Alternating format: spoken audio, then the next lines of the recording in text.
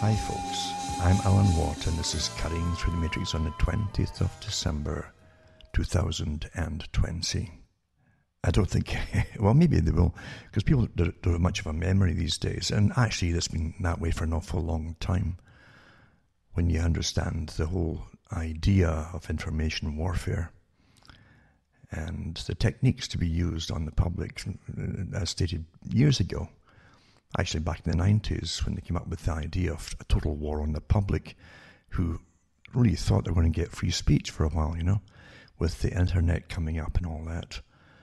And other powers had a different point of view. I can remember even Hillary Clinton saying, we're going to find ways to control the narratives. And of course the military of the US especially, and Britain too, GCHQ, were heavily involved in finding ways to make sure that they had the controlling factor. But at the same time, back then in the 90s, they didn't want it. The whole idea was to get everybody on the internet, you understand?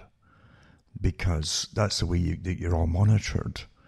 And they can get personality profiles and updates. It's daily with your input and so on, doing it all voluntarily. And so they give you all these social platforms that they would pretend were privately owned by single individuals and nonsense like that. This is a famous thing that they've done for centuries, is give you the front people for big organizations.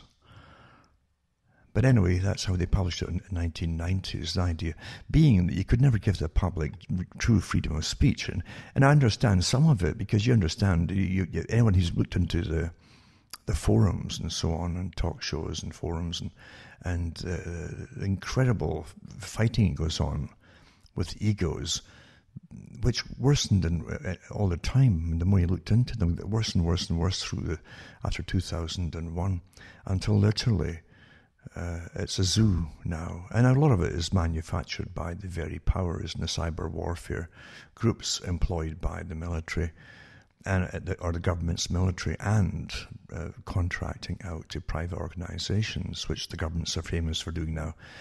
The whole idea of what government is vastly changed. In fact, folk don't realize it, that the major sections that government used to run and manage, they simply farm out to all kinds of agencies, not including the military too, actual physical troops, as you well know, and mercenary groups, etc.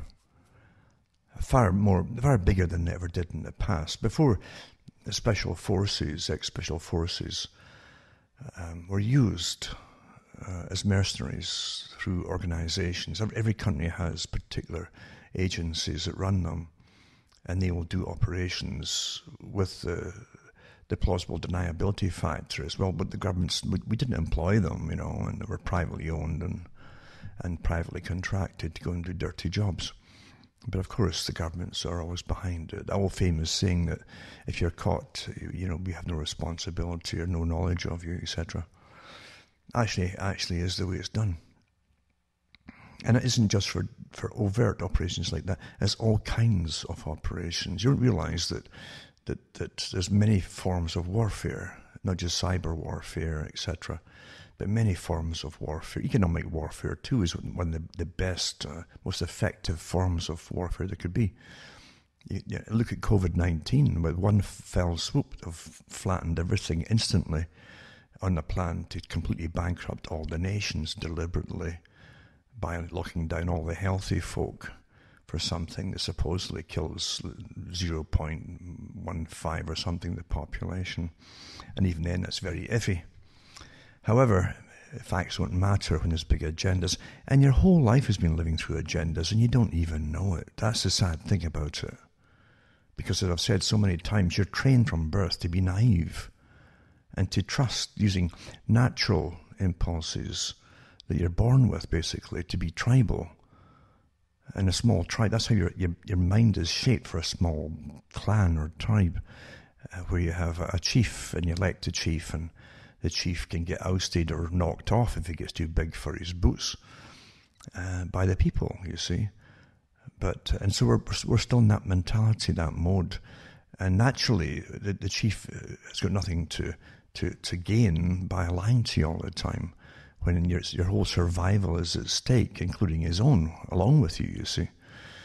But when you end up with this mammoth, this modern governmental system, this too big, you can't even imagine it really. You can't. It's a name, it's a term, but you can't really imagine it because a tribal chief is one person. You can picture him, and you can see him, and you can see his family and so on. But with government today, including the hundreds and thousands of agencies that take the work that's farmed out to them by governments across the world, you can't imagine it anymore, you see. So the whole idea of voting for this person, that person, was gone long ago. They're all fronts to an extent, you see. And it's been that way from at least, well, actually, Carol Quigley mentioned that every member of every party at the top members of political parties in the Western world and in the US, since he wrote the book in 1960s, Tragedy and Hope, but he did mention that every government had its top members as a member of the Council on Foreign Relations, and even the name prior to the CFR, before that was formed, is it for at least 60 years? Well, so you do it the year 1900, when there was an organization still bringing in their own presidents and top members of cabinets into power. Same in Britain, of course, and it was better documented in Britain with the Lord Alfred Milner Group as an example, and the Rhodes Foundation that was associated with them, both working together with Rothschild. And that's no conspiracy theory. You can actually read Cecil Rhodes' wills, where he mentions Rothschild and leaves money to him and back and forth. And personally, I think it was the fact that Rothschild had really funded Rhodes from the beginning, and it's part of the contract deal that much of the money has to go back to the cause, because it's not just a person, Rothschild, it's a cause, it's an agenda, a long, far-reaching agenda. No doubt about it. And Rhodes changed his will quite a few times, by the way. He was a bit off the rails, Rhodes himself. He vacillated back and forth with all the different characters he would leave the cash to. But he was a real believer, Cecil Rhodes, in a world governmental system. Not democratic. He would use that term of democracy to keep the people quiet, It's a great drug, democracy, because folk really literally sit back and forget to watch with incredible scrutiny the machinations of government. It puts you to sleep, you see. Oh, well, they're dealing with that. They're looking after my rights and freedoms for me. And that's how you see it. And that's how they want you to see it. It's quite fascinating to realize that it can only work when the natural tribal systems that Edward Bernays was well aware of too. The guy wasn't just some kind of end product of generations of merchants. They certainly understood that, and the same in India and the merchant causes and so on, or merchant histories, you might say, of the Brahmins, where they understood how the psychology of the public, how to pacify and keep them happy and make them think they're winning or getting something for free or almost free or getting a deal or whatever. It's Brahmanistic too. That's what you find even as far back as the writings about the Buddha, about Siddhartha. When he used, at one point apparently, he said that he needed money for something, you see. And part of it was a journey back somewhere else, but he needed money to get there, so he laid out tables for wares, and using his Brahmanistic techniques and understandings of human nature, he quickly brought in lots of money. He knew to manipulate the customers very well. Well, it's the same with Bernays. You understand, you're the end product of thousands and thousands of years of commerce, in one form or another. And in one way or another, not just supermarkets, but going way back to little wooden boats coming in with pots full of things and barley and all that. You're the end product of it all. And knowledge is never wasted or lost by those who run the systems, including commerce, naturally. And it was also to do with people and personalities and nations and that kind of thing. Culture is very important. And how to sell things and how to even make markets happen. That's still the same today. But in the old days, markets were mainly down to what you really needed for surviving. And what you do, of course, is knock out competition by all kinds of means, fair and foul. Mainly foul, but that's how it's done. And they take over, and then they'll supply the customers. And when there's nobody else there's no competition, you can then dictate terms to the customers as well. Well, we won't sell this to you unless blah, blah, blah. And on it goes, you see. Monopolization is awfully important. That's why I call people monopoly men, who take over the world's essential supplies. And then they form big organizations, a whole bunch of them, of course. And sometimes underneath those big bunches of them, there's millions, literally millions across the world of subgroups, literally, that they'll set up across the planet to micromanage all different kinds of necessities and markets and so on. A complicated thing in a sense because of its size and scope. But basically it's still the same thing where monopoly power decides how the culture is going to be directed. If you want a society to grow up all smoking cigarettes, then you make it very sexy like Bernays did. He was paid to do it, and he did it very well, of course, especially with the women. You get the top fashionable women to go into do a magazine shoot basically in the open air in New York, and all cameras are there, the early cameras and photographers, and there's even the miniskirts, you see, for the Charleston era in the 1920s, roaring 20s, to sexify. It looks glamorous, and there they are with their cigarette holders and holding their cigarettes at the end of these, wearing the latest gear and fashion. So the young girls would say, wow, so that's liberation, and that's what a real avant-garde type female is today, and they copy it. Very successful indeed to get them smoking.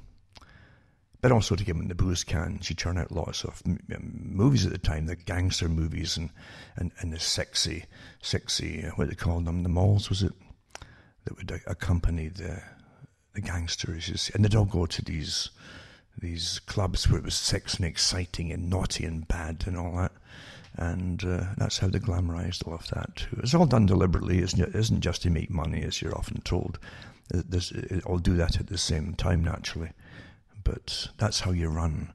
But society is very old, and we still live in the tribal sense, to trust the chief. So you trust the rubbish that comes out in the mouths of those at the top, and you really don't want to meet the folk at the top. Well, at least the ones that you see.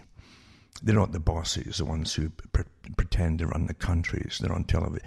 As I've said so many times, their job is to take the tomatoes that are thrown at them, and then you vote another bunch in. It does exactly the same because they're all working for the same boss, you see. That's how it really works. And you wouldn't want to know those characters, because politicians are grimy a lot, really, honestly. They have no morals and qualms at all.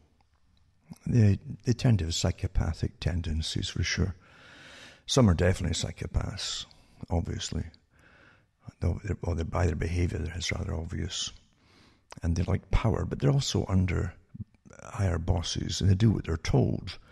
And that is a trait in psychopathy too, is that they generally will. They understand a structured system. They might not like it or care for it unless it suits them or benefits them. Anything that benefits a psychopath is what they'll do. They'll take that lead, they'll climb the ladder. And they'll do whatever they're told.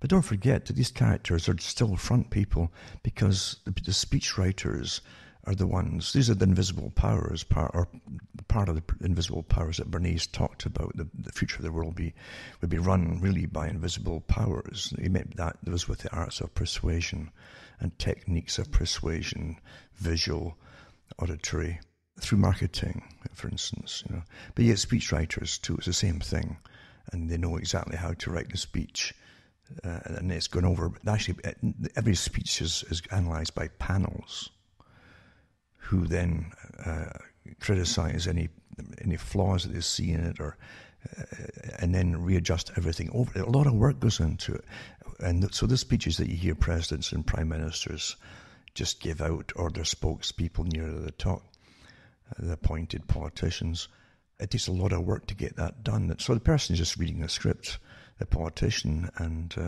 it's probably out of their head the next day or even that night, because they don't really care much about helping the public, or you wouldn't be in the mess that you're in, would you? And if you had honest politicians, apart from the fact they'd be assassinated so quickly, then you wouldn't have this awful mess of a world that we're in right now.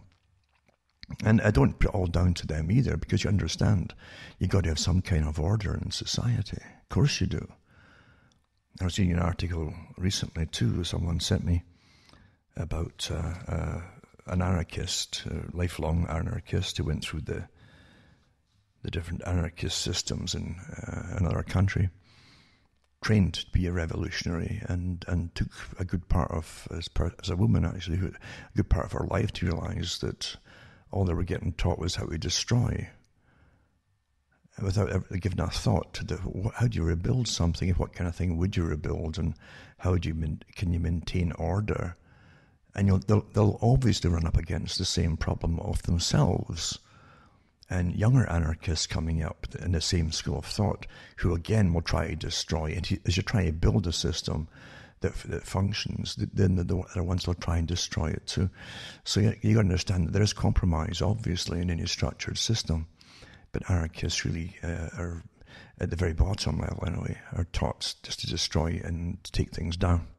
And because of that, you always end up with massive suffering for the general population, including the anarchists themselves, who are generally the first ones to get picked up and eliminated, because the higher anarchists who designed it all realize they can't have them at the bottom trying to destroy what they're now building. So you have that paradox over and over again with them.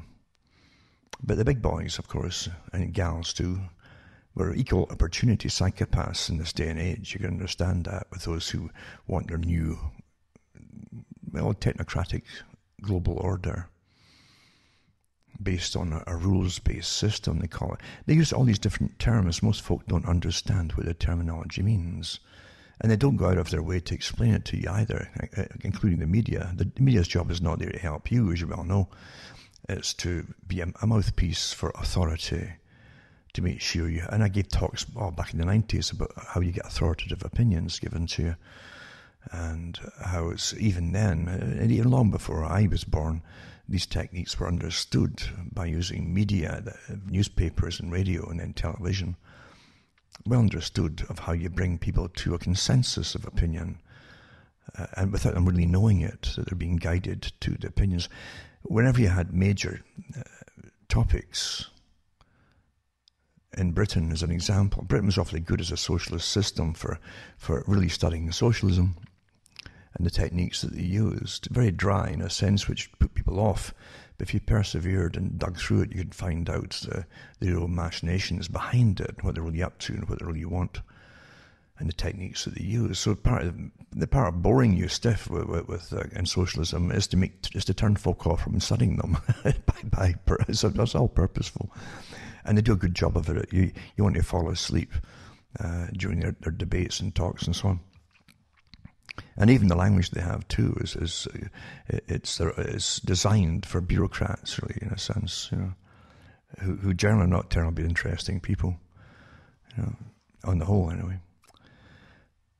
But you've got this system of control, as I say, and you would hear speeches in Britain with party members of different parties, especially near election times and so on, or they bring out a member of parliament who's appointed to be over one part of the parliamentary system, and they give a talk, and then you'd get at least two,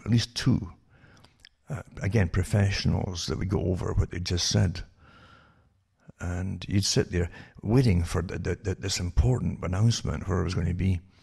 And then you would get the person coming out to give the announcement, a written speech, naturally, not written by the politician that gave it, but by some high-level bureaucrat in that part of the civil service whose job it is to know what they're doing, at least on that topic, But they read it off, and then you'd have two... But this is a charade, you understand? So that the politician would read it off. He probably knew nothing about it or understood it even or cared. And then at least two people who listen to or maybe more, maybe a 4 at a time of a panel, at least they would go through what had just been said, you see. And then they would bring you cleverly, you don't realize it, cleverly bring you to the consensus of opinion of what you, regardless of what you thought you really heard, they would convince you this is what they're really saying. Well, if it was, we all speak this, in a country, you all speak the same language generally, and you understand what they're saying, but here's a panel of 2 or 4 to tell you, oh, this is what they really said. And that becomes your opinion, because they give you these, they make stars of these opinion makers that are brought forward on debates and so on. They make stars of it, a star-making machinery. So you hear so-and-so come, well, they know what they're talking about. They're really famous, you know. So their opinion, or what they come out with, becomes yours. But they guide it to you through a fake debate between 2 or 4 of them. And that's the techniques that's used. And you'll never figure, if it's one person that just come out and says, here's what they really said, you say, oh, come on, here's no why. But if you get 2 or 4 of them, they'll convince you that you never heard what you heard at all. Here's what you really heard, and they'll tell you what you heard, and you'll believe it. And it's so simple, you know. That's the same as that Asch conformity test that they do, you know. They've done it all before, experiment. But, yeah.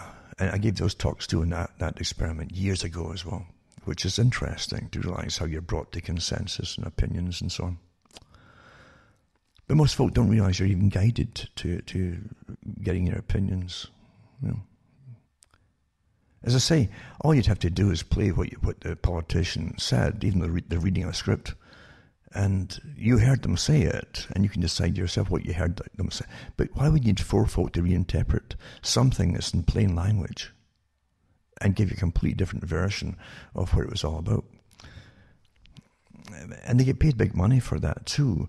Interestingly enough, so many things are like that throughout your life.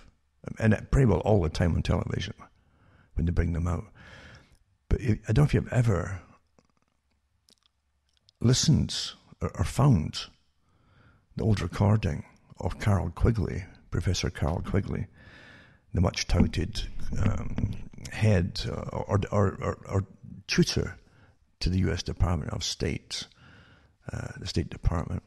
He would teach all the characters who ended up in the State Department, the highest area of importance, I would say, outside the military, and the U.S. government. And he also picked, like they do at university or college, they pick them young for future leaders and groom them. They teach them. And Quigley got accolades from Bill Clinton because Clinton claimed he chose him and groomed him for his position in the world. So Quigley was no idiot, and he was an elitist himself, you know. But he did say on the audio, it's quite interesting.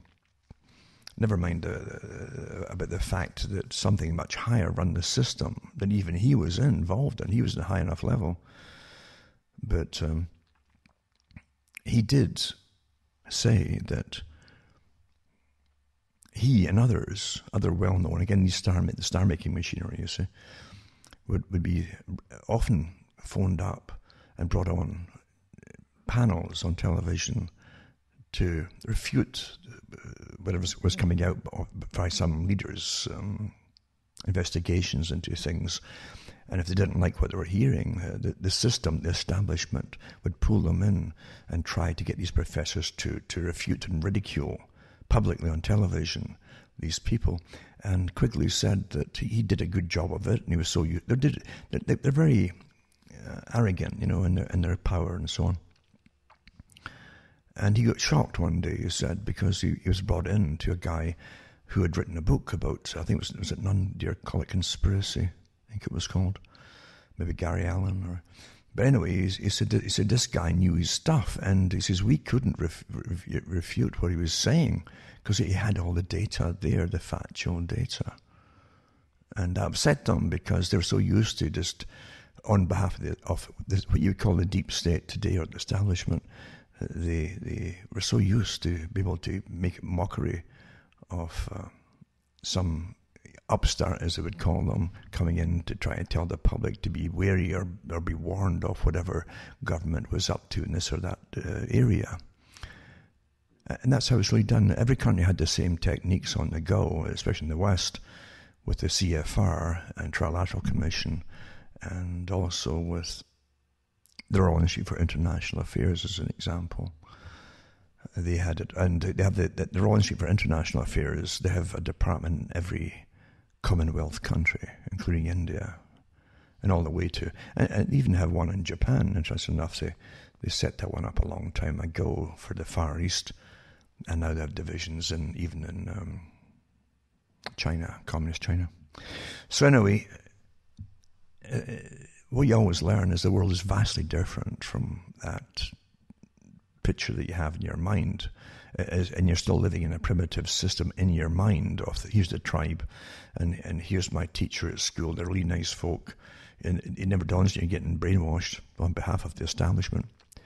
And then you have your little childish like school books, little painted pictures, and here's a nice policeman. Policemen are there because they're nice, and things like that. And it doesn't dawn on you that a policeman's job is he doesn't care. It's to arrest people and get up the ladder by arresting people, and they do it by finding all they can out about anybody on any possible case or whatever, and they don't have any really affiliations with you outside of that. They'll put you in prison for the slightest thing if they can, and they do. So that's why they always tell you, if a police talk to you, never help them. You put yourself in trouble without even knowing it, even though you've done nothing wrong. But that's how it really is. You're living in a system where you're brainwashing your thinking. It's all quite natural, and teachers are natural, and you might even like the teachers, But when you realize that what they've been teaching you is essential to your indoctrination by those who own your nation. Your nations are owned, and those who own them are quite open about it in their own circles, and they make sure that the peasantry is brought up believing and what they're taught to believe, and so that you won't have so much trouble out of them.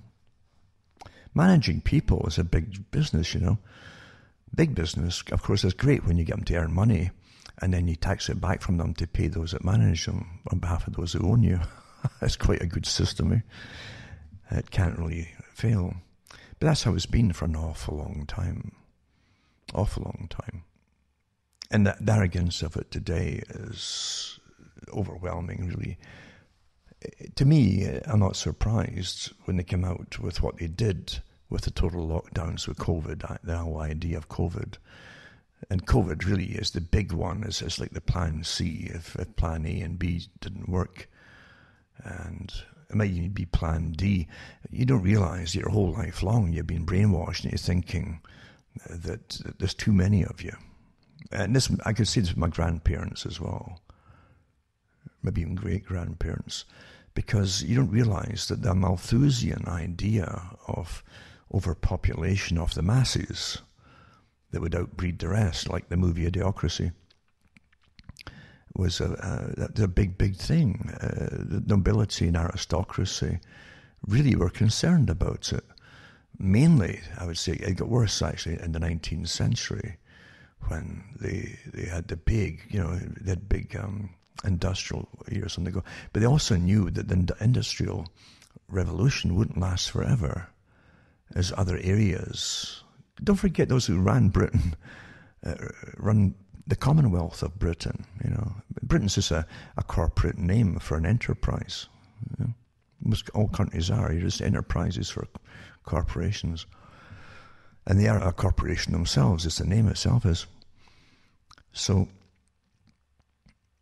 you understand that the British Commonwealth was fueled by money that was lent to government by those who owned the government, basically, and the system of the country, of the nation. They owned it as far as they were concerned.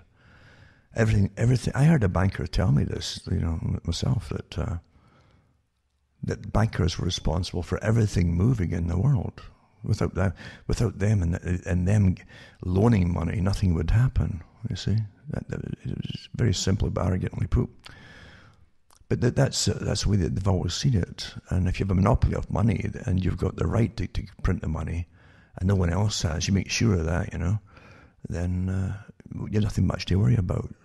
So then you lend the money to the governments for enterprises which you want them to fulfill, like sending troops over to different countries to get the country's wealth, or to get cheap labour, where it happens to be, or both, get resources and cheap labour.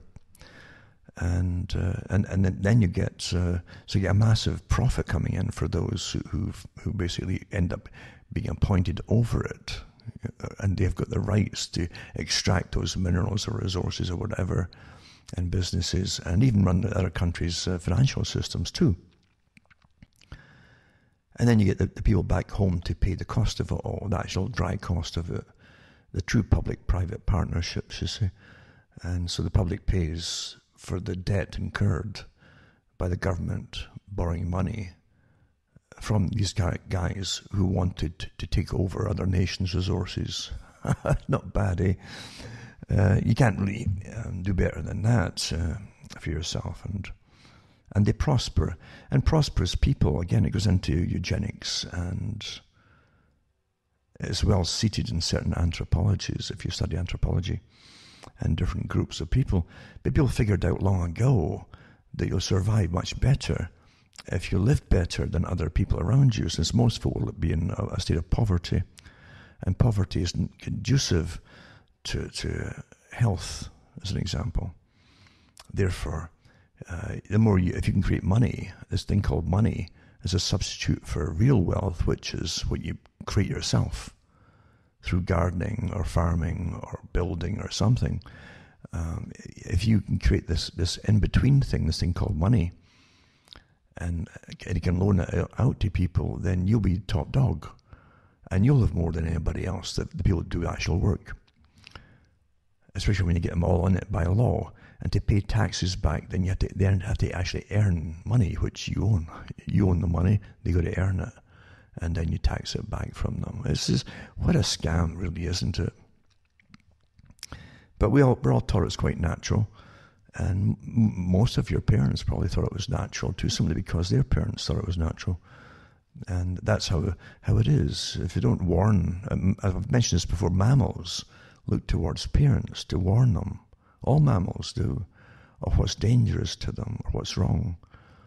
And it's like bear cubs are quite pleasant little characters when they're young, and they will follow you because they want to come up and say, "What are you? You're a loud-looking creature," and they're curious, but they have no fear, and that's why the mother will come up and kill you. You see, because she's been trained through experience that people are bad, and so bad people can't go near her cub. Quite simply. So we should be doing the same. Parents are supposed to do the same. Human parents should warn their children, but yet you give it all over to the state through education. As Bertrand Russell said, we should think we have to take children from their parents pretty well at weaning stage, get them away from the parents, so as they wouldn't be contaminated with the ideas and culture of their parents. But he said now that we have found very effective means of indoctrination, he says we can let the parents keep and pay for the upkeep of the children, while the state will use these techniques for the indoctrination of the children so effectively that when they come home, any input by the parent on any particular topic will be cancelled out by the child. They won't listen to them or accept it. They'll only accept that which they're taught at school. And that was all done when I was growing up. That was obvious, at school when I went there. I knew it, I could tell. But, you don't realize that this is how you've been raised. Most of what government does is pretty well secret. Everything's dualistic. They have an open inquiry type thing. You look it up, it's like a wiki thing, a page, very simplistic. Oh, that's what this department does. But that's nonsense. That's for public consumption amongst themselves. They have deeper agendas. And government is always, primarily, in the role of managing the people to suit those that own the people. And you are owned. You are. Under a corporation, you're owned. There's no doubt about it. And they even talk about you as a product. You are a product. You're also a product which they created to consume their other products and things like that. You have no idea that's how it's done. So yeah, your opinions are given too. Your education is awfully important, especially the preliminary education, which which makes sure that subsequent indoctrination and propaganda takes a hold on you and you'll accept it. If you don't get that when you're young, if they start when you're maybe 10, 15 years of age, it's much harder for them to keep a hold of you, because you're like a wild person. And I mean wild in the sense that your mind works for yourself. That's how nature intends it to be. Wild animals are natural animals. And wild animals are survivors. They're independent. They're not kept in a zoo and hand-fed to be docile, domesticated. But the population, when they say it's domestic population, they mean domesticated population. And you are taught to be domesticated and to obey, to be obedient, you see. But a wild man is a term they use themselves at the top of the tree. They call themselves wild because they're unaffected by indoctrination. They didn't get that indoctrination. As I'm saying, if you realize their children, the conversations their children, the elite's children will have amongst themselves, and they know they're taught, is rammed into to be secretive about it, don't let outsiders hear you and so on. But the children, just like their parents of the elite, are quite open about how the world's really run amongst themselves, including the techniques I'm talking about. And so they grow up knowing the reality. That you're all brought up as a peasant class in non-reality or unreality. And you're obedient, and you think you are in a reality. That's their big joke, you see, how well it worked. But most folk will never wake up to it. The indoctrination is so intense and so effective. It wasn't just Russell said it, so did Aldous Huxley and others. Aldous Huxley on the Mike Wallace show said the same thing, that the techniques back then, I think in the 1950s, he said, were so effective that the people would be accepting things that perhaps they shouldn't, because it was unwise or it wasn't good for them to accept what was being indoctrinated into them by techniques they didn't even know were being used on them. And look at it today, look at it today where folk haven't got a clue. They've become the kind of robotic consumer society. For a while, it's finished now, it's gone. With the reset, that's the whole point of it, was to destroy the past, to bring you into the new system. But for long enough, you had the consumer society, a little burst of excess materialism. It wasn't a long period really, compared to what you could afford to buy, say 1970s or 80s or 90s even, to the mass of the stuff since China became the production giant, the engine for the world. It was set up to do that by outside forces. But you don't realize that it's a short spurt of materialism, really. And then you're blamed for it by those who own all the produce. They own. They have holding companies that own hundreds and thousands of factories in China, for goodness sake. But then they're telling you now, these people that set it all up, that you're bad and you're destroying their planet. And there's still too many of you, like Malthus said. And it's astonishing that it hasn't changed. But back to the wild man. They're the wild man, you see. It's what the children of the elite call themselves, because they hear their parents saying that.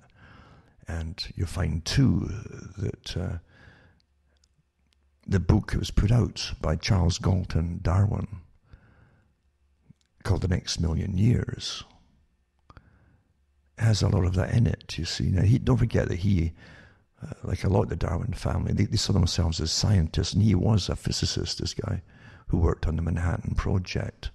And so he had good ideas of how to kill off millions of people. He didn't just preach about it, he did it. But he wrote a book, The Next Million Years. We talked about the past and how slavery had always existed in the past, always, right up to where he was talking in the 1950s for his book. And he says, I don't see why it will ever disappear or continue in one form or another, forever. And you're in a form of slavery, you don't even know it. Here's one of them telling you that, And at the same time, he had the same Malthusian problems that they all have. You see, there's too many of you, and as they change society and don't need as many of you, well, they don't want you around. They really don't like you. They really don't like you at all. And like Bertrand Russell, being one of them himself, said, he says, elite they'll become a specialized, a separate species from the general public through their very selective, careful choice of partners. But he didn't tell you a lot of them are actually mated together by others, you see, in true eugenic fashion for the improvement of their species. So yeah, you're living through astonishing times when the information is available, but folk are so caught up in crisis after crisis after crisis, they can't fathom it. They can't grasp hold of one thing long enough to comprehend it and then understand it and investigate it. And that's another technique the elite use, is crisis after crisis after crisis. Stampede the herd. Rapid change comes because as you're trying to adapt to survive, you adapt quicker and quicker and quicker to things that you shouldn't adapt to, like Aldous Huxley said, or inferred. So, the wild people haven't had the indoctrination that you had, and Charles Galton Darwin said it in his book, The Wild Men Rule. He says, we are the wild men. We know, we don't fall prey to different indoctrinated techniques of moralities, for instance. They do what's practical to get things done, regardless of morality and ethics. Today, of course, they made sure they've got a whole new pretended science called bioethics and ethics management, run by really spearheaded by the Rockefeller Group. And one of the top ones in that area, of course, is just coincidentally is Fauci's wife. Just coincidentally, who should live and who should die, and little things like that. Because no one gets to those positions of Fauci by hard work and abilities. They're picked for their ability to completely do what they're told and compromise and keep their mouth shut and to obey any order they're given from above, regardless of the consequences to the populations. That's why they're picked. And they know it. Of course they know it. Quite conscious of it all the time. And there's lots of them out there appointed over you. That's the world in which you live, folks. It's vastly different, and they gave you, as I say, the temporary consumerist society that really was meant to take over from the industrial era that you had until your own leaders, as they were told to do, signed away your countries under free trade agreements and giving countries like China and other ones a special trading nation status, you see. And you support them as they come up and as they rise up to a higher level. You come down. That's what they said. Rockefeller said this in his own books at the time, or ghostwritten for him. He said it says the wealthier countries will come down as they finance the rising of the countries coming up, emerging nations, and there'll be some kind of medium in between where they try to stabilize them all at the same level. Although you might sink further than the one you're helping. Well, we're way down yonder.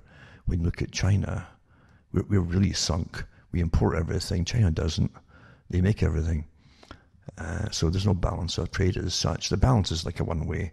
It's like we used to call it a seesaw, It's been weighted down at one end right from the beginning to be that way, and everything goes one way to China, you see. You import it all from China and the Far East. And of course now they brought in the same agreement that was signed by Obama, or the starts of the agreement with the Pacific group, nation group and so on, including India. They got that lumped in there too. And we're funding them to come up with giving them more money for we're building more hospitals for them and schools. Same as there was with China recently, And they build them hydroelectric powers and different power plants and things like that. And you do it all as you're going down the tubes, and infrastructure is falling apart. That's the free trade agreement for those who don't understand it. Quite something, eh? And free trade is not free trade. It decides who is going to get business to trade and who is not, who will not be given licenses. It's a completely rigged system. But again, that's getting off the topic, basically, because I often talk about things that in my daily routine of thinking, that I realise that most folk really don't know a lot of it. They don't. Why should you? You're raised in you've got a mind that's set in a tribe somewhere, a little clan, a few huts, and relatives, and it hasn't adapted to this con of modern living. It's kind of like the atomic bomb, and whether Einstein said it or not, probably didn't, because all these famous quotes that you get, John, are made up after the facts or after people are dead, to make them more famous, you see. And Einstein supposedly have said that after the atomic bomb, everything's changed except the mind and brain of humans, because we still had the same mind of battering folk with sticks and stones, and now you have the capability to wipe out the species. So whoever wrote it was quite right. That's the way it is. But it's the same way with obedience to authorities and so on, and those who design authorities, and even those who want to take over authorities for their own reasons by putting out obedience to authorities. But you don't realise how the world really is run, and how you've been raised by. If your parents were decent parents, then they still wouldn't know to tell you what you're hearing here. The elite don't want a population of paranoid people watching them all the day, so they make sure that you think everything's real and honest and decent. The corruption behind governments, even local, is phenomenal. And the clubs that they all belong to and join, you can't get into, or some of the lower ones you could, But if you give an oath to anything, you just give an allegiance to something legally, And there'll be penalties if you try to pull out of it. It's like the brother who did The Bell, by Glenn Ford. I think it was Glenn Ford did that one. He paid for it himself, I think, that movie. He set up the Ford Foundation because he realised there was definitely powers behind everything. The selected people who ended up in universities as professors, and they opened the door and it built you up and brought you into high-profile positions. The ones who became moguls of industry were all groomed and appointed by the clubs and so on. But there's a price to pay again, because one day you're told, it's like the mafia, which again is brotherhood, The mafia too, that you're one day, when you swear allegiance to them, then you're given a lot of benefits, but one day they'll ask to return the favour. And whatever they tell you got to do, you better do. And it's the same with the movie Brotherhood of the Bell, and the different allegorical techniques used in the movie and systems in the movie are very real in society. Very real. And that's how it works with human nature. But you're still living as a tribe, and you're taught to trust everything, and that's why this is why you're used and abused so tremendously effectively by those who claim that they own you, the wild men, the ones who haven't had the indoctrinations that you have had, the ones who are not, they've no impediment to do with moral decisions, they've no problems of doing practical techniques to achieve their goals, regardless of human cost or whatever. They don't really see you as human. They see you as a lesser. Asch has never changed for hundreds of years, at least from the class systems of aristocracy and nobilities, of how they saw their own people. And I think in France, up until the Revolution, it was true that there was no penalty against nobility who often got drunk and their hunting parties might kill a few peasants in the woods and things like that. There was no penalties that you could levy against them because they were beyond arrest or anything, or charge even. England was much the same, really, where the aristocracy could and did kill poachers who were starving, who came on the royal lands of the aristocracy and nobility, and would get a rabbit or two and things like that, or maybe a deer and share it amongst the people of the village. But they got murdered. They were hung. There's no trial. That was it. All that Magna Carta stuff. Just toss that out the window because it didn't apply to most of the people. It was for free people. Serfs were not free, and the bulk of the populace were serfs. So humankind isn't that great at all, and you definitely have had problems down to the present time. Well, the same elite, as I say today, decided that, well, that's it. You wouldn't listen. You just wouldn't listen, would you? To all their warnings, when they all pledged together to make global warming the issue, to depopulate a good chunk of the planet. You wouldn't listen to them, eh? So here's Plan A, B, C, D come into effect. And again, the practice for years before it all happened, with Event 201 and the Rockefeller Event Lockstep and so on, and other ones as well, and CladX, etc. Over and over again, and they're all vowed with all the media, which as always, because media is just part of the propaganda system for governments and the real deep state. That's all they are. That's all they've ever been. Well, they churn out lots of stuff on pop stars and rock stars, and well, that's what they do. All rubbish, all nonsense, But they aren't going to give you any real news that you should really know. Definitely not the truth of it. So all the media's on board with the whole agenda, and it's a wartime scenario. That's what they've made it to be, and they bring out the same wartime. No gatherings bigger than so and so. That's war. You see, curfews. You can't, because the virus. Apparently it must be infrared. It can attack more prevalently at night. So I guess that's why they want a curfew. Oh God, what rubbish. But again, that's what you live in today, is mainly rubbish. You're living through incredible agendas that are meant to change society forever. I hope you understand that last part, Forever, huh? Unless you stand up to it and say no. And you can't just stand up to it and say no, you have to do something about it. Because the elite who own the system are changing the system. I've said this from the beginning. This is their revolution that takes over from their last revolution. This is the next part of their revolution. You understand that? Same folks.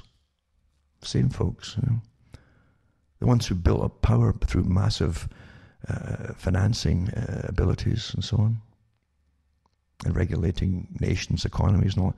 The same folks are now, this is their revolution to the next part of their system,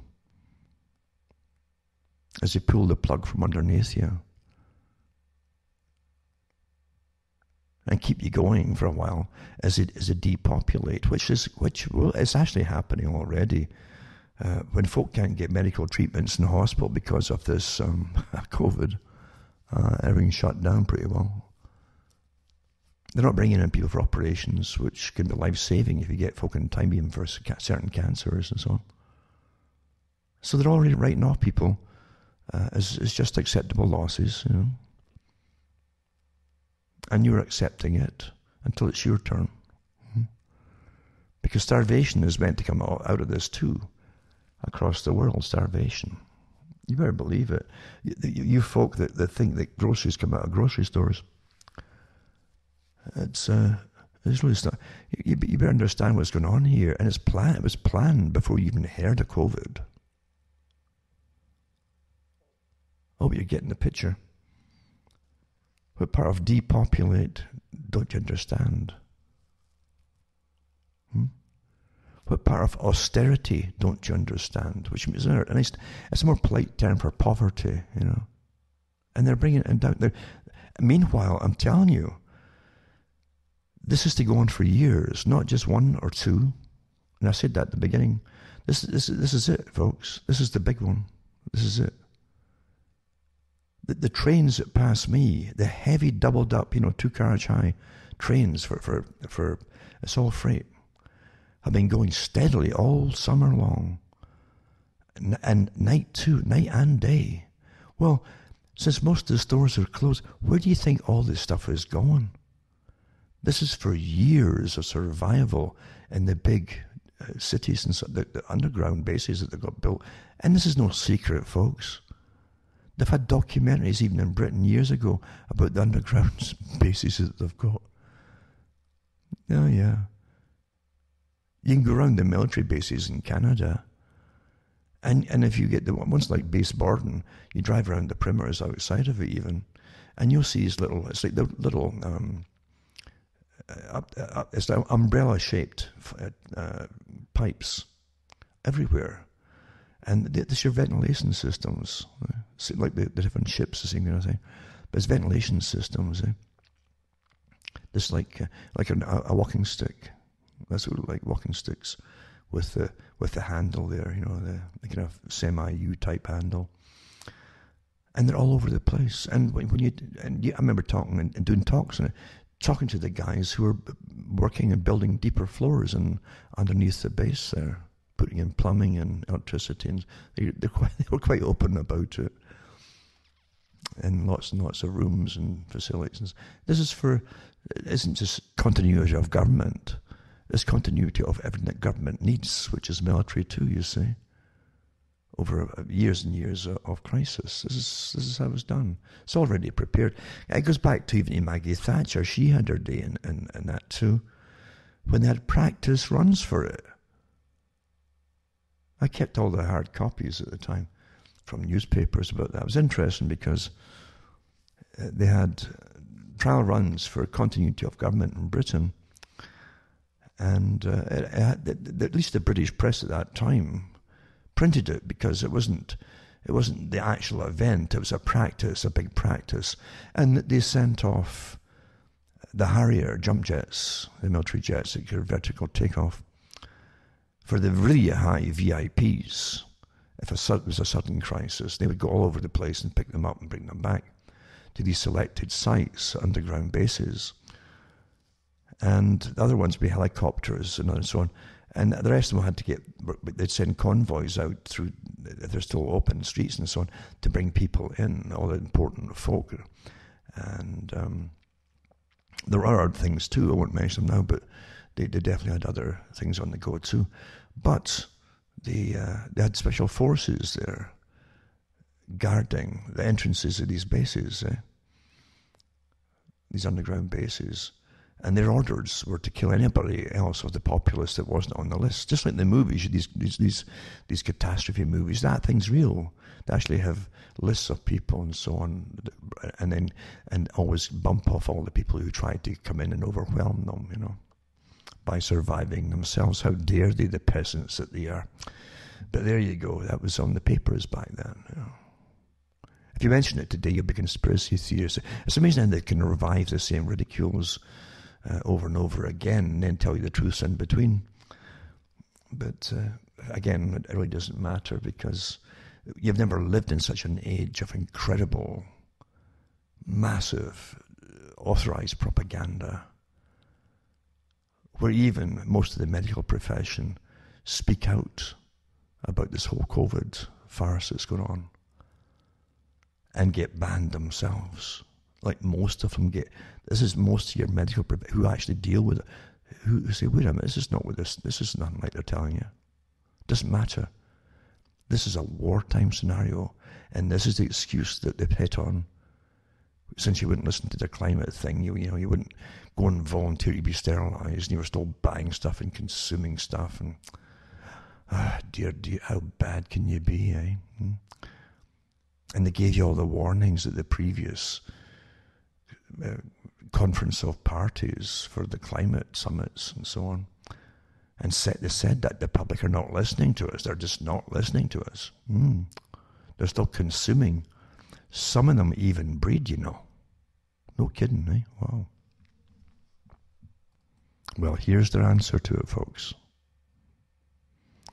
This is your crisis part 3, and they've tried other ones before.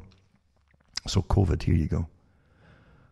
And with there's articles that I've at least noticed it too, and I've said, isn't it odd that the agenda that's coming out from COVID is right in line with the austerity programs for the climate agenda, you know.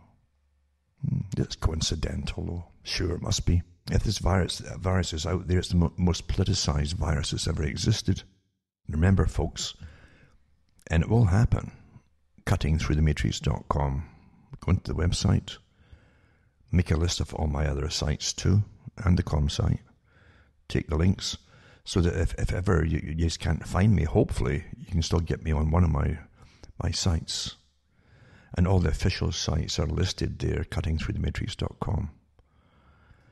So if you can't get on one, try another one, because, there's doctors that are working in the hospitals getting banned. They've been banned from, again, social media.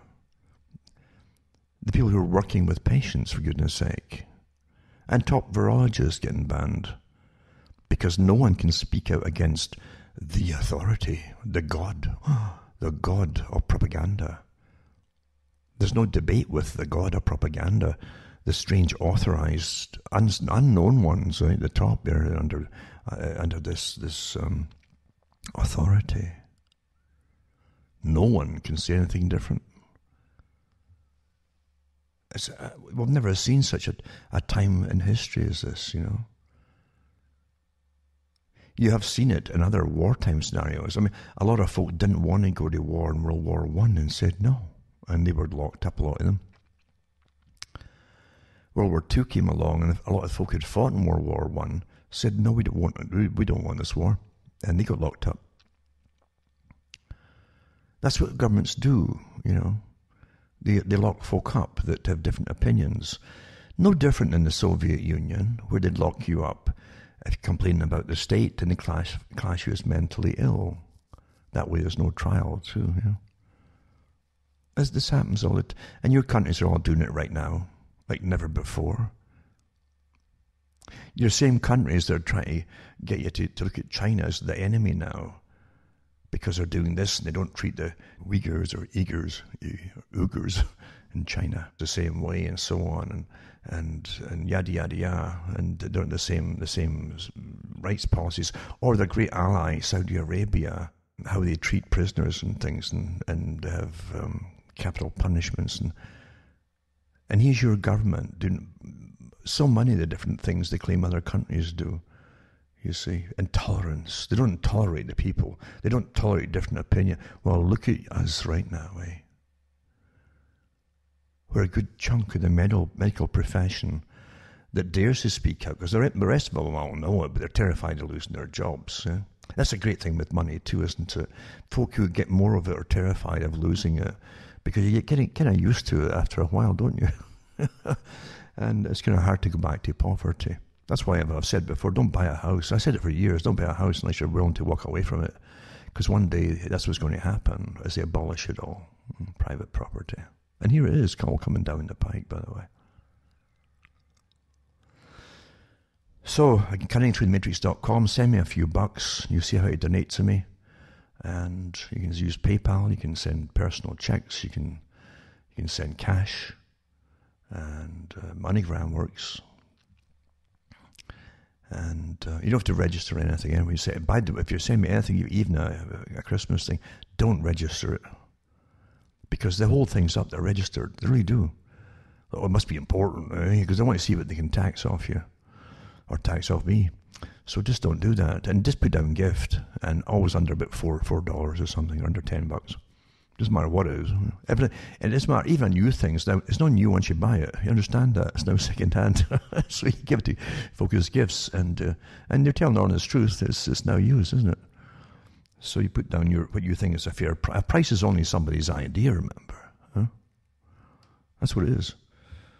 So if you send anything at all, just put regular post. Don't use UPS or or FedEx, because they don't deliver here. This is what they call unorganized township, a little area that's held out for a long time against the big system that always tries to encroach upon it with massive regulations of all kinds. Although there's no reason why they can't deliver here. The roads go around, the side roads and so on. But that's what they do. Because they don't... And again, most of these companies do subcontract to other couriers, like Pure Later Courier, and they definitely won't deliver. They won't even tell you if something came in for you. They won't notify you. You won't know. And I said that last time. I said, I hope you have a great Christmas, because they generally keep Christmas presents to themselves. The ones, in my experience, they told me that they delivered I had stuff before at Christmas, a pair of socks, I think it was. And I just eventually phoned up to see if anything come in from me. So, yeah, some of them sort of, well, they didn't deliver it, you see. Well, somebody signed for it here. I said, well, it wasn't me. It must be one of your own staff. So, Merry Christmas. But anyway, that's the corruption of society. But the thing is, corruption of society is from the top to the bottom, because there's no common morality anymore.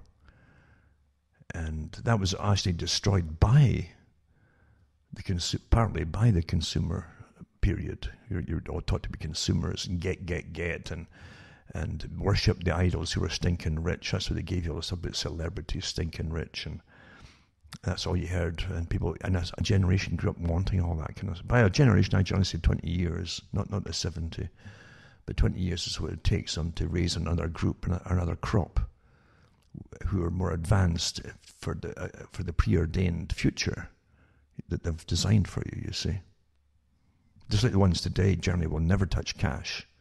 They think it's uncool, right, to touch cash, and as cards for everything, or now their phones, and everything's the phone. That phone is their manacle to their masters, and they don't even know it. Without that phone, they can't do anything at all. They panic. But they think it's all there to help them, eh? Oh, wow. So as I say, cuttingthroughmates.com. You can buy books or discs or straight donations. It's up to you. And that's how to get the cash to me to help me tick along here, because we are going through this is the greatest change, or the beginning of the greatest change that you're going to experience in your life. All the other parts of it are preordained and will be implemented in sections over the different periods, like 5 years plans for this, 10-year plans for that, 15, 20, 50, 75-year plans, etc. All the way through the entire century. This is the century of change. This is the century of transition. They called this in academia and the CFR in the last century. They said the coming century, the 21st century, is a century of change. Everything was to be changed. A whole new regulated uniform system. This is it, folks, coming in. Now, you're living through it. You're in the Great Reset as the currencies get devalued and true purchasing power. You'll need more and more currencies to get the same amount of goods, if you can even find them or buy them. And this is what you're living through.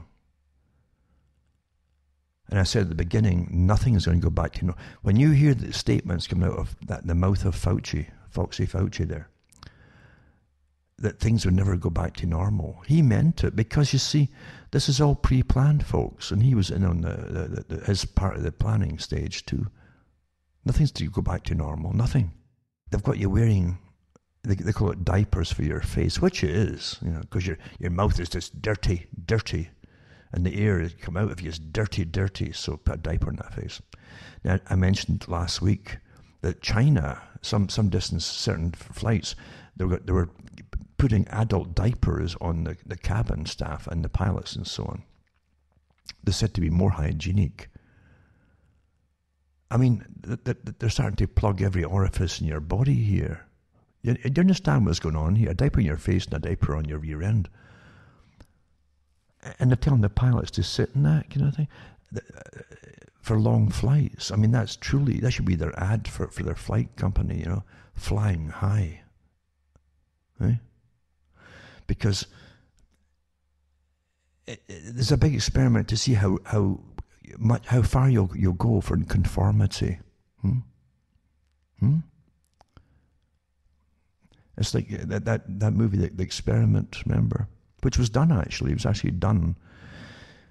It wasn't just the Milgram experiment. They had the one about the prison and role-playing in the prison. They created wardens out of volunteers, and the volunteers also took prisoners, you see.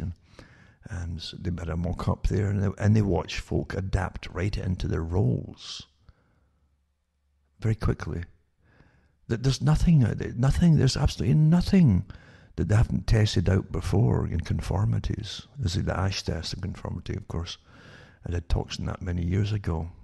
The Stanford prison experiment, and the Milgram experiments, and all the other experiments they did. But you can actually see the movie version of the experiment as well. And it's worth seeing, I think.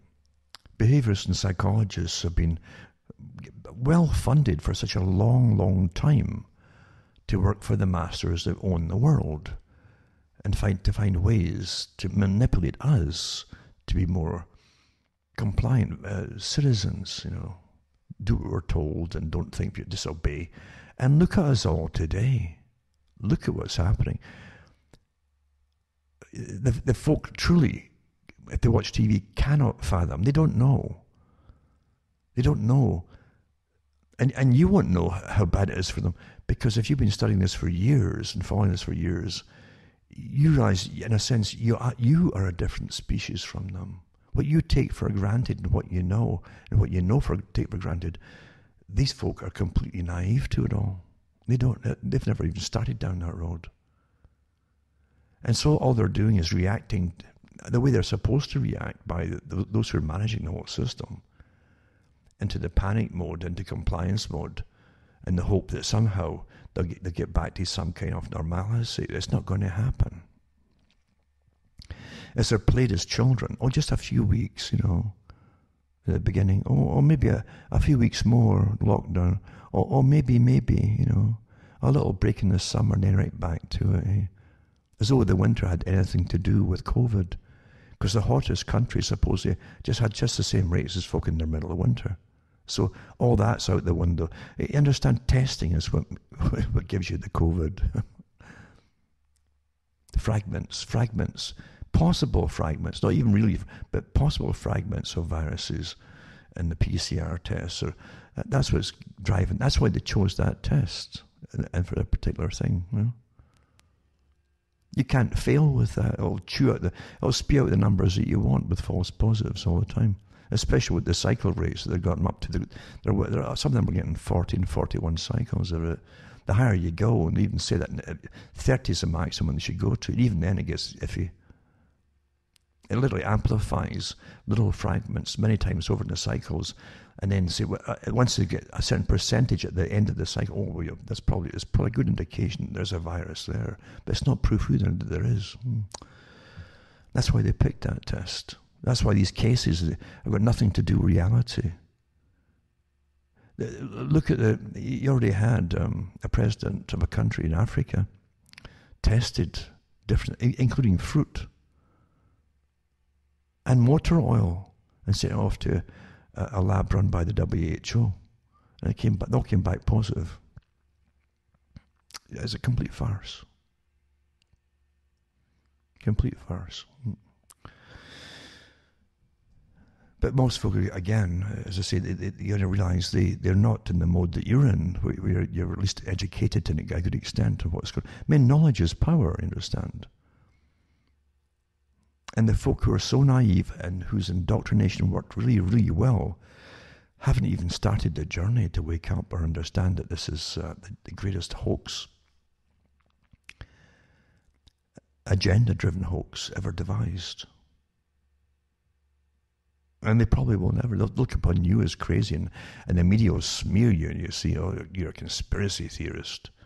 How would anybody go to this length to deceive the public? Well, that's exactly why they do it. You were deceived before with austerity pacts, right? Under the guise of climate change and cutbacks and so on, and stop eating meat, stop doing this, stop that, stop breeding. And it didn't work. They claim it didn't work fast enough. as you're destroying their planet. Eh? So here's their answer to it. They said that at last year's meeting, folks, 2019 climate conference. They're not listening. It's come to a grinding halt. And Trump wouldn't even go along with the climate accord, which made other folks say, well, we're not going along with it either. That was the big thing they were really ticked off about. You see? The CFR came out against Trump about it too, and all the ones who claim that they are the establishment, they're only one level of it, but not the highest one either. But they're all against Trump for that one. If Trump did anything, purposely or not, who cares? The fact is that it became rather obvious then. They were just up in arms about it. The World Economic Forum was up in arms about it. They gave speeches there against Trump. Soros was against Trump. He gave a speech at WEF too, and climate change too. They're all the same people that run all of these big organizations that are all designed to end up in the same road, to bring you on to utter austerity and depopulation, post-consumerist society. And they mean business. So much so, they devised a plan to terrify the planet. Utter terror, a campaign of complete terror. And they won't stop, folks. They're sworn like any advancing army to the death. They're sworn. No one's going to break ranks. No way will they break ranks, folks. And they will be utterly vicious against anybody who speaks out. This is a real war. I hope you understand. This is a real war. And you're not looking at some other nation. You're looking at the folk in your own countries that are appointed in your own countries, because they're not there to serve you. And they all know it. But they comprise an army. And at this stage, they still need your compliance for it to work. The whole agenda to work. But they'll get rather vicious if they see it falling, you see. And that's when tyrants always get vicious, is when they see their plans failing or even being challenged. They'll get utterly vicious, and they'll make some examples, hoping to terrify everybody. This is a war of terror, planned, deliberated, and applied to the public of every country. A global war of terror upon the publics. That's what it is.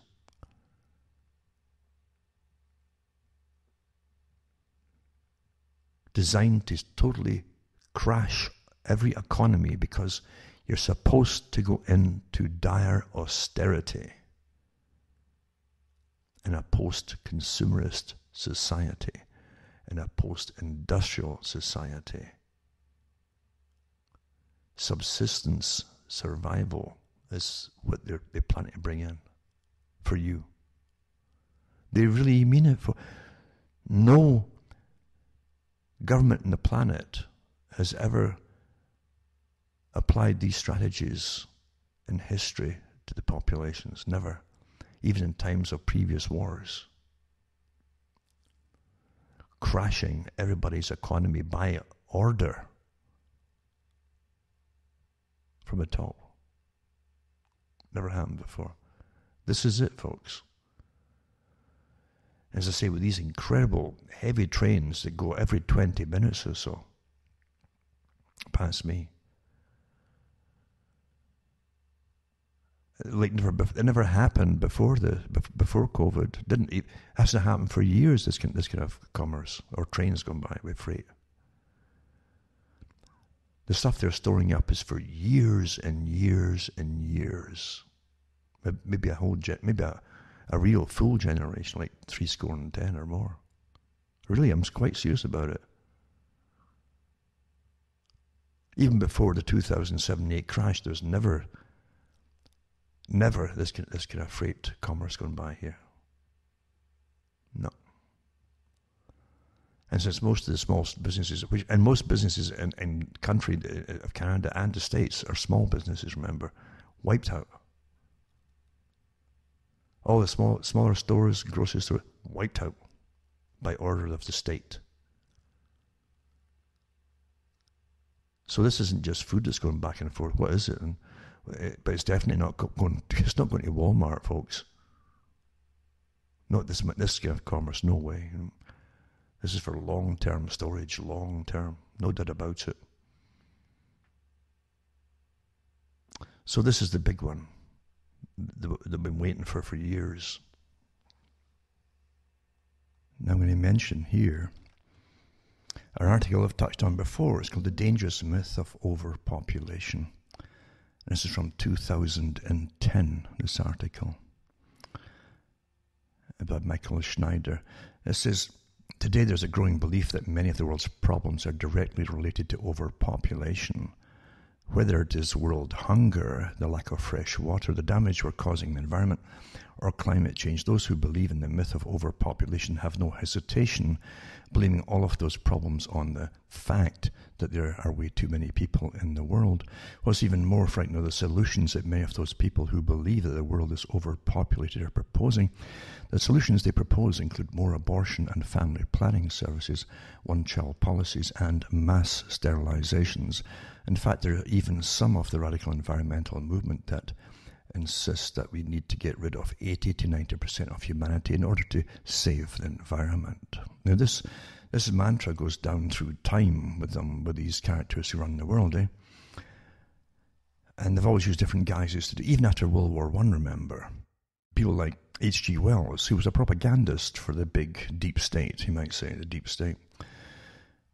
He said that people haven't given up enough of their, even though with the mass killing and all the rest of it, that people hadn't given up the idea of sovereignty. So we need another war, he said.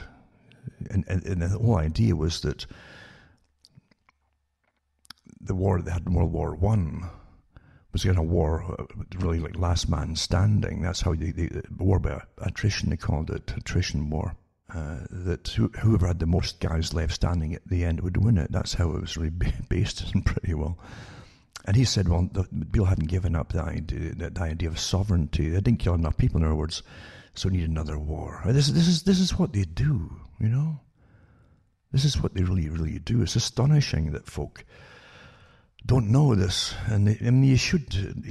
You'd hope that people would know the basic stuff of what happened in the last 100 years at least, because it's so important to understand what's been going on here.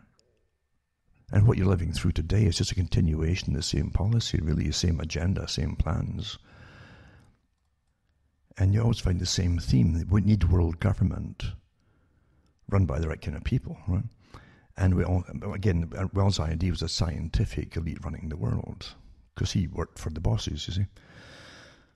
A scientific kind of dictatorship, and also a technocratic system where they wouldn't have democracy. It's just too inefficient. And that mantra comes right down to the present day and the Club of Rome, the ones who came up with the idea of blaming too many people causing climate change, which would bring on drought and famine, etc. And that would fit the bill. They said that humankind was mankind was therefore the problem. That would fit the bill to push upon the public. And that's all you've heard ever since then. Is that very, very mantra that too many people, consuming and destroying the world, yada, yada, yada, and causing climate change. And now they've just jumped right into COVID. That was the next part of the plan. And getting it done even quicker. Crashed the economy totally. That's the end of your commercial consumer society. Done in one swoop, and that's it. So there you go. Anyway, back to this article. And this article has some bits that could be improved, but actually said that even the UN, the United Nations, has fully bought into the myths of overpopulation. Well, the UN was never for the people. It was not democratic either. It was created by the same group that created the Royal Institute for International Affairs, the Alfred Milner Group, out of the League of Nations, which they created too. The same group that gave you the World Bank. They created that. They also created the IMF. And they created the Bank for International Settlements. Everything that runs today is privately owned by the same clique. And they're a clique. Anyway, it says in this article here that, and what they mentioned, the guy mentions this, the UN, but the UN is completely bought and paid for by and owned by the same group that runs everything else. Completely, absolutely. And then he mentioned the UNFPA released its annual statement, it must have been 2009, of the World Population Report entitled Facing a Changing World, Women, Population and Climate. And it says this report went further than any UN report has ever gone in linking climate change with overpopulation. See, that's been the mantra for years.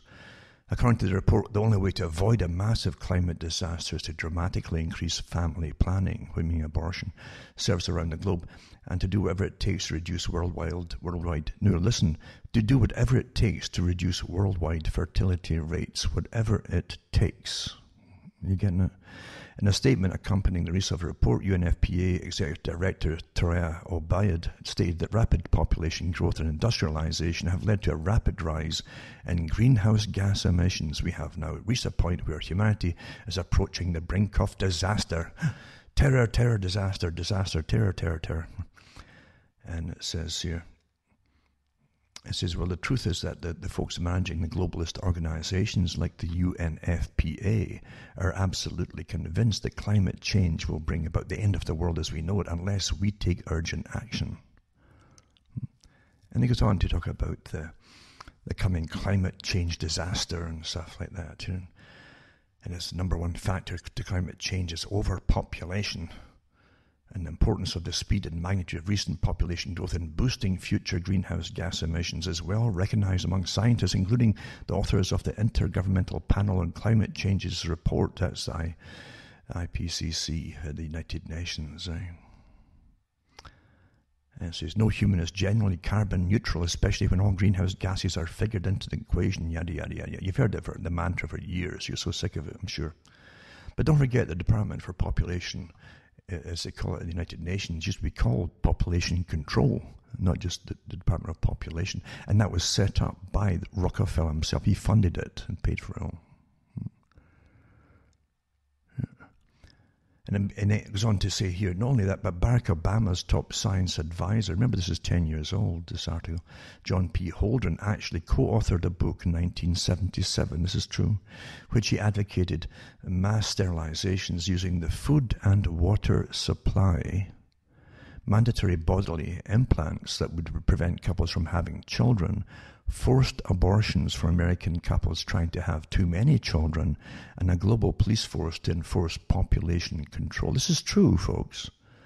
The following is just one of the incredibly shocking quotes in Holdren's book. And it says, a program of sterilizing women after their second or third child, despite the relatively greater difficulty of the operation than vasectomy, might be easier to implement than trying to sterilize men. The development of long-term sterilization capsule that could be implanted under the skin and removed when pregnancy is desired opens additional possibilities for coercive fertility control. The capsule could be implanted at puberty and might be removable with official permission for a limited number of births. You understand what kind of society he's talking about here? Official permission and so on. Right? And he was the top advisor for Barack Obama. I could go on and on about other things that Obama was involved in too. But this is factual stuff, I'm talking about here. And that Holdren actually was part of the co-author of the book. And I know that Holdren worked with Paul Ehrlich as well, who did the Population Time Bomb and so on. So you understand, this isn't just suddenly started. It's been going on for years until the folk got so used to hearing it, they ignored it. And that's exactly what they're talking about at the top. The people are just not listening, said the IPCC last year. And bingo, you get COVID, But also here, you take this. That was 10 years ago, that article. Now here's something just from last year, And it's called Democracies Under Stress, Recreating the Trilateral Commission to Revitalize Our Democracies to Uphold the Rules-Based International Order. And it says the drive towards deeper integration and greater globalization seemed irreversible until just a few years ago. Now, you take it in sections for folk who have a hard time, who really are not used to really thinking too deeply, And most folk aren't today with the massive onslaught of just data getting thrown at them. They kind of tune out to most things. They don't read. Most folk don't read today. They really don't. Everything's pictures, But here they're talking. This is the Trilateral Commission. This is the big organization of technocracy. The ones, they appoint them towards head positions across the planet, including running nations when anything happens to your prime ministers. And remember, the organization of central banking systems, right? All connected together across Europe and elsewhere. They actually appointed a couple of their members who were trilateral members. One of them was appointed to run Greece at one point, another one was appointed to run Italy in place of a prime minister for a period. This is the future. They brought it in already and done it without any blowback from the public, who really don't understand what's going on most of the time. So here's a Trilateral Commission that was designed and to break out of the Council on Foreign Relations, a higher department, you might say, of the real doers, the ones who do things and get it done, regardless of democracies and so on. This is their own publication I'm reading it from. So it says, the drive towards deeper integration with greater globalization seemed irreversible until just a few years ago. Irreversible from, well, who was pushing it? Well, they were pushing it. The deep state was pushing it for years. Global government, globalization. See? Yet in recent times, unintended consequences of these trends, from inequality to cultural alienation, have fueled new forms of discontent, spurring a rise in populism. Now, populism is a new term they're using, really, for nationalism, where countries are so sick, like the EU, of being plundered with their tax money and so on, that they never see the benefits from. It just disappears, billions of bucks. It's utterly corrupt. And so they want their own country. It's all, I mean, the whole idea is to run what's in your area even. That's the whole idea of having elected representatives. Forget parties. The party's a con system. It's a club run by the big elites. But you're supposed to elect someone that represents you and your people in your area and the concerns of your area, financial and otherwise, That's long gone, that. And it's the same with countries. If you can't drive or get to the person in charge to talk to them face to face, then what's the point in having them halfway across the planet? It's too remote and it's just not concrete enough, obviously. It's inefficient too. It's easy for them too to spurn the country that's paying for it all if they're over the water somewhere and just ignore you. So anyway, here they are decrying the fact that folk are getting ticked off with this idea of living under a global governance system, which they didn't want, except that the democracies, but the Trilateral Commission, I should say, wants it for sure. That's part of their purpose, right? And they have lots of articles on it by themselves, on the kind of system they want to bring in, by the way. But it says here, so the populism and nationalism. Why do you think the EU is still on hold? It hasn't happened with Boris getting put in. There's articles this week. Oh, we can't just quite get there yet to separate from the EU. Well, see, the deep state created the EU, the European Union. The deep state created what was the NAFTA agreement that actually said in all the articles, which I still have. They said this is to unite the whole of the Americas and the Caribbean into one block. That's what they had in the beginning, folks. So anyway, they're ticked off. They haven't got what they want, so they give you, what, COVID. Right? Anyway, this article then goes on to talk about, although the headlines differ, there's a remarkable commonality in the stresses bearing down on the democracies of North America, Asia, and Europe, social, economic, and technological pressure, be the rising inequality, shifting demographics, or the changing nature of work, leading many to question whether democracy is still working for them. Social media is transforming and degrading politics by reinforcing bias, spreading falsehoods. This is last year. You see, this is where are you getting your fake news from now? Well, you see, they were all prepared for your fake news. Fake news is just any opinion they don't agree with, which is anything outside themselves. So here's the Trilateral Commission complaining about it. But what did you vote for the Trilateral Commission, this private club? Did you? Or the CFR, the private clubs? No, of course you don't. Here they are running your lives, folks, and complaining, eh? But it says so because they're not getting their way. Their whole agenda against globalization, end of nation state, and depopulation, yada yada yada. So social media is transforming and degrading. So it's your fault that the politics is nothing to do with the degraded politicians. No, it's you're degrading politics by reinforcing bias, spreading falsehoods, and segmenting people into more insulated groups. Outsiders have capitalized on these developments to interfere in how these democracies function, and always blaming somebody else, and meet the needs of their citizens. All this occurring at a time when Beijing in particular is offering the world what many see as a viable alternative to democracy. The fear of these don't forget, Trilateral Commission helped create modern China. The groups behind it, Rockefeller, praised China, but even though it had slaughtered millions of its own people, praised it for being so efficient,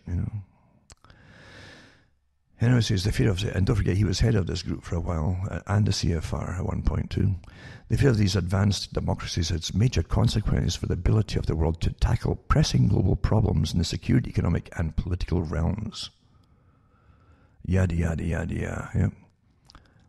And then they go into internal divisions and so on,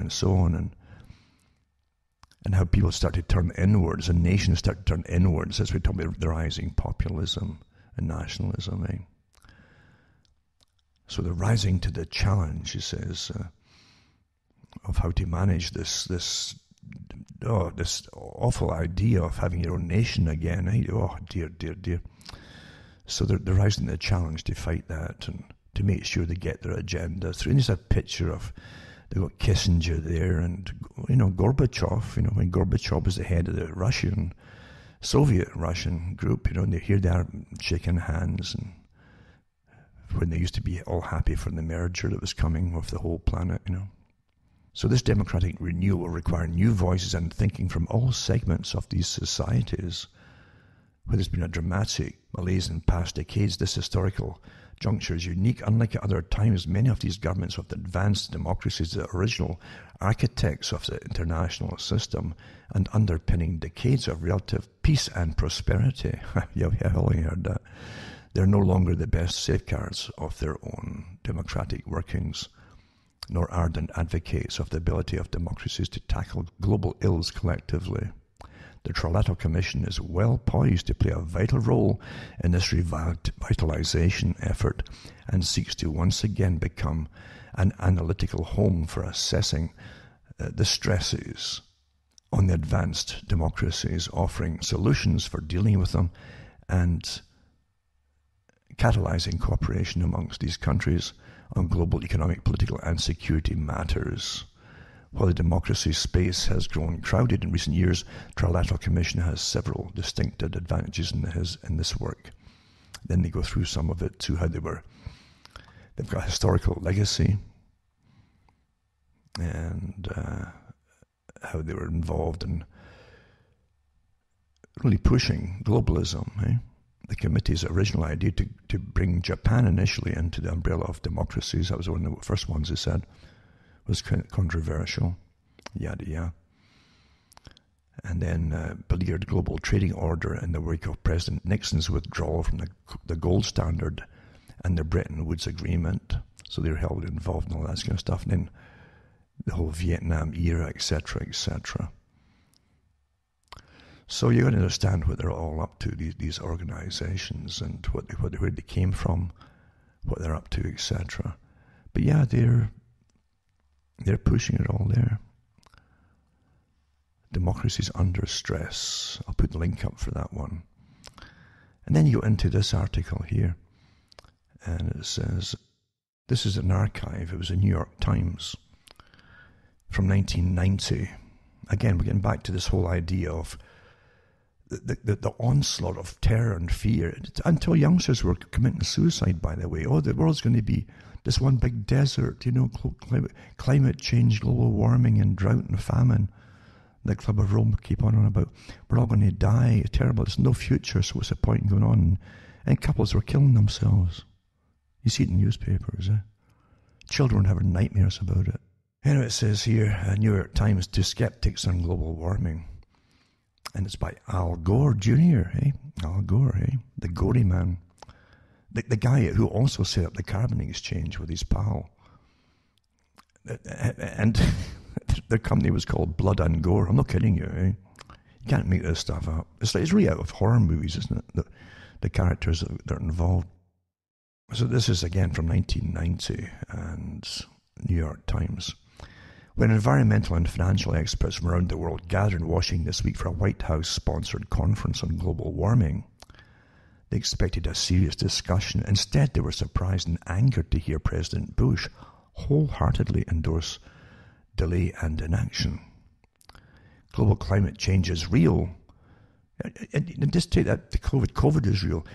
You understand? There's the same back then. What we're saying. Wait a minute here. We've lived long enough. I know in my lifetime that it's not warming.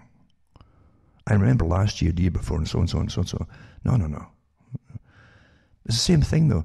It's a great thing. Most folk don't remember very much about even 5 years ago.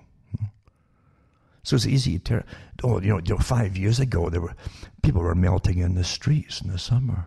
They'd end up being a puddle on the road. Yeah. Right in front of you. So it's the same kind of thing with just one to the other. You see, now it's better. They've got a little minute thing that no one can see and say it's the biggest killer on the planet. Pretty good, eh? Anyway, global climate change is real, eh? This is Al Gore. It's the single most serious manifestation of a larger problem, the collision course between industrial civilization. Are you getting it? Industrial civilization and the ecological system that supports life as we know it. So there you are. You see, the purpose of Earth Day is to alert people around the world to that impending collision, and yet the Bush administration, according to leaked memos, advising its policymakers that a better approach is to raise the many uncertainties and argue with other skeptics that nothing should be done until unresolved questions are definitely answered. That's a Papa Bush, I guess. What are the skeptics' questions? Here are several of the most prominent. None of them stands up under scrutiny. It says, question, aren't the dire predictions about global warming based on unreliable computer models, just like COVID and so on, eh? Remember Neil Ferguson, eh? How many folk would die? He had the same kind of computer. How do we know that there is any correlation between increased levels of carbon dioxide in the atmosphere and changes in temperature?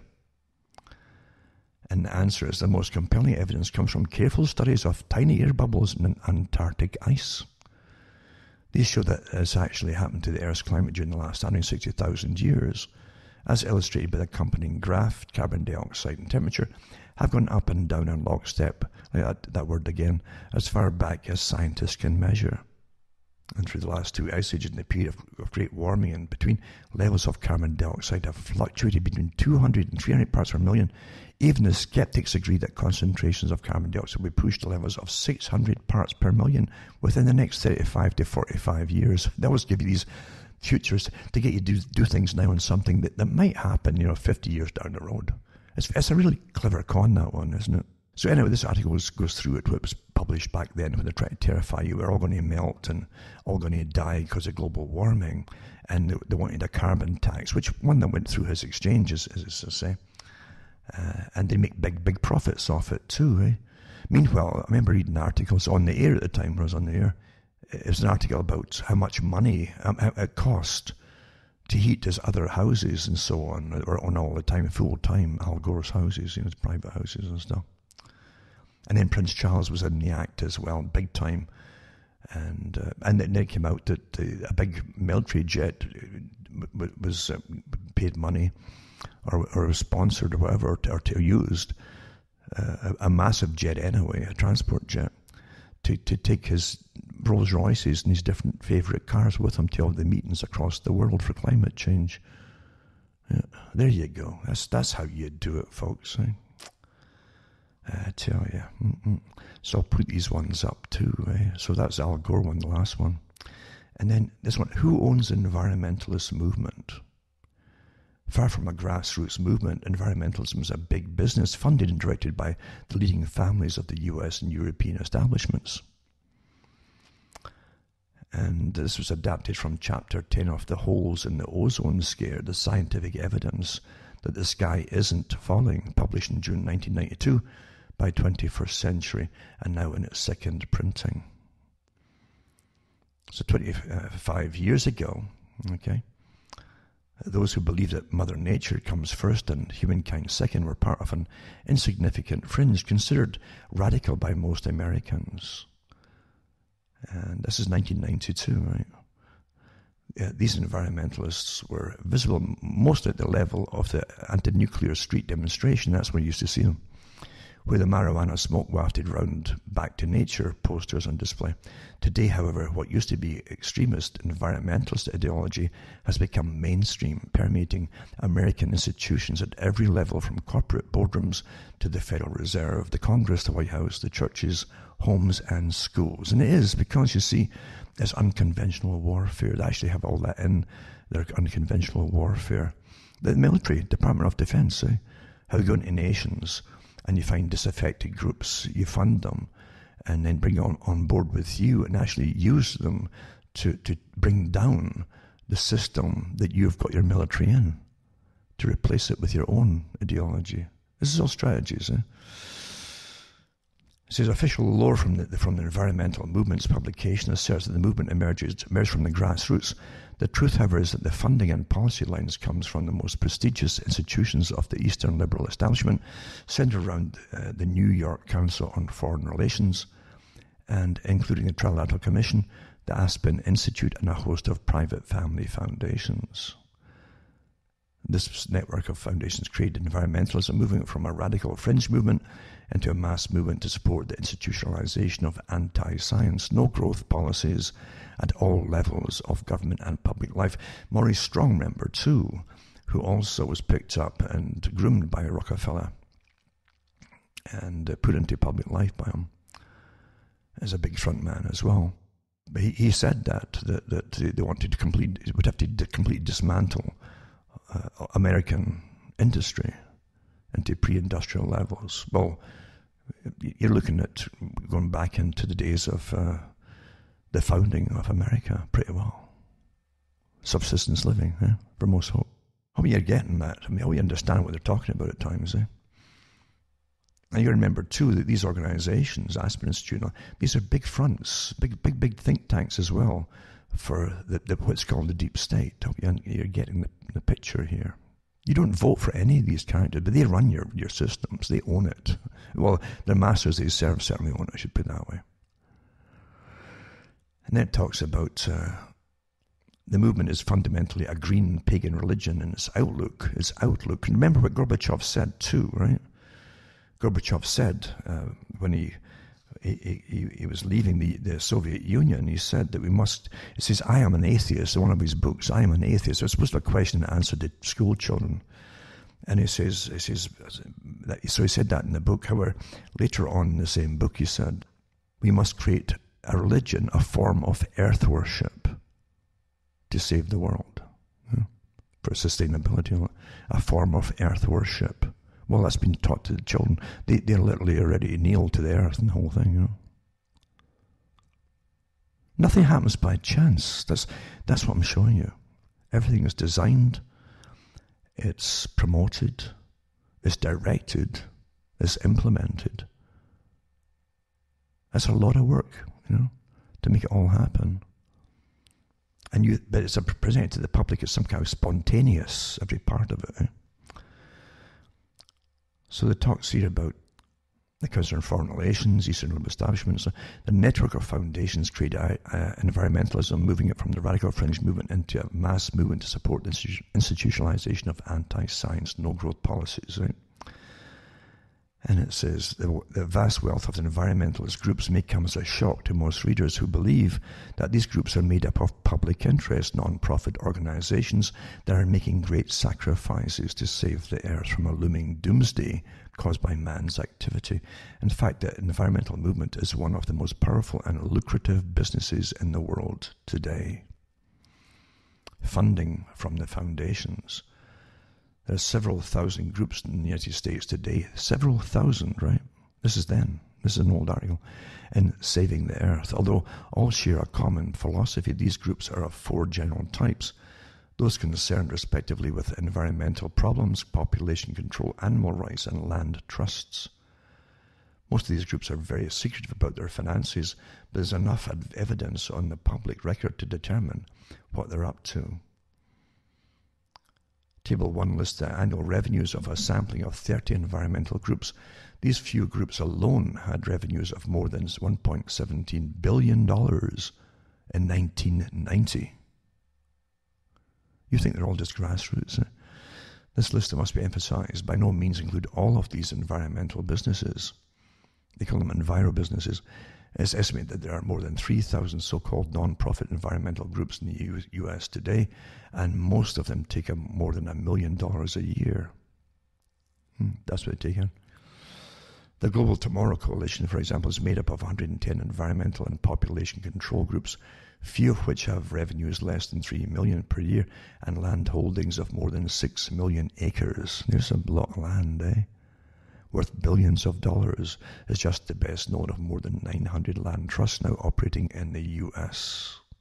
The Global Tomorrow Coalition. 6 million acres.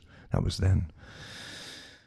And Table 2 lists the grants of 35 foundations to 2 heavily funded and powerful environmental groups, the Environmental Defense Fund and the Natural Resources Defense Council for the year 1988. 1988. The data available from public sources show that the total revenue of the environmentalist movement are more than $8.5 billion per year. If the revenues of law firms involved in environmental litigation and of university environment programs were added on, this figure would easily double to more than $16 billion a year. This point is emphasized in Table 3, which lists the top 15 environmental groups receiving grants for environmental lawsuits and protection and education programs. So these infiltrate the law system and so on. Once you get a law in the books, you can then go after so many different people under new ridiculous laws, like some little. I mean, the whole joke was a true joke. Actually, a truism that people were getting banned and literally kicked off the land they'd had for generations if they found some particular type of little frog that was, they claimed, some environments would claim as disappearing. That's all you had was a claim or a particular owl or something. You didn't have to prove it. You have to just a statement, just the accusation was enough to get for the environmental groups to get support from the environmental groups that were the environmental police of the U.S. And they'd come in and kick you off your land. They had documentaries about that years ago, folk losing their lands of these claims. And then the environmental groups would take over the land. They get it for nothing pretty well, given to them by the state or by the law organizations that won the cases. And they'd end up owning the land. Incredible corruption here. And again, too, don't forget, too, the big foundations. The real deep state, is the foundations and the massive bureaucracies that run them. They have bureaucracies like the size of governments, bureaucracies and civil servants. Some of these massive, massive foundations, And they fund the different groups of so-called environmental groups and justice causes and so on by millions of dollars a year. So I'll put this one too, but who owns it up. It's a longer article. It goes into different ones and the money they get and how the Environmental Protection Agency works with them, right? And of course, the U.S. economy, $131 billion today. That's years ago, right? That's what it cost them then, using the Environmental Protection Agency.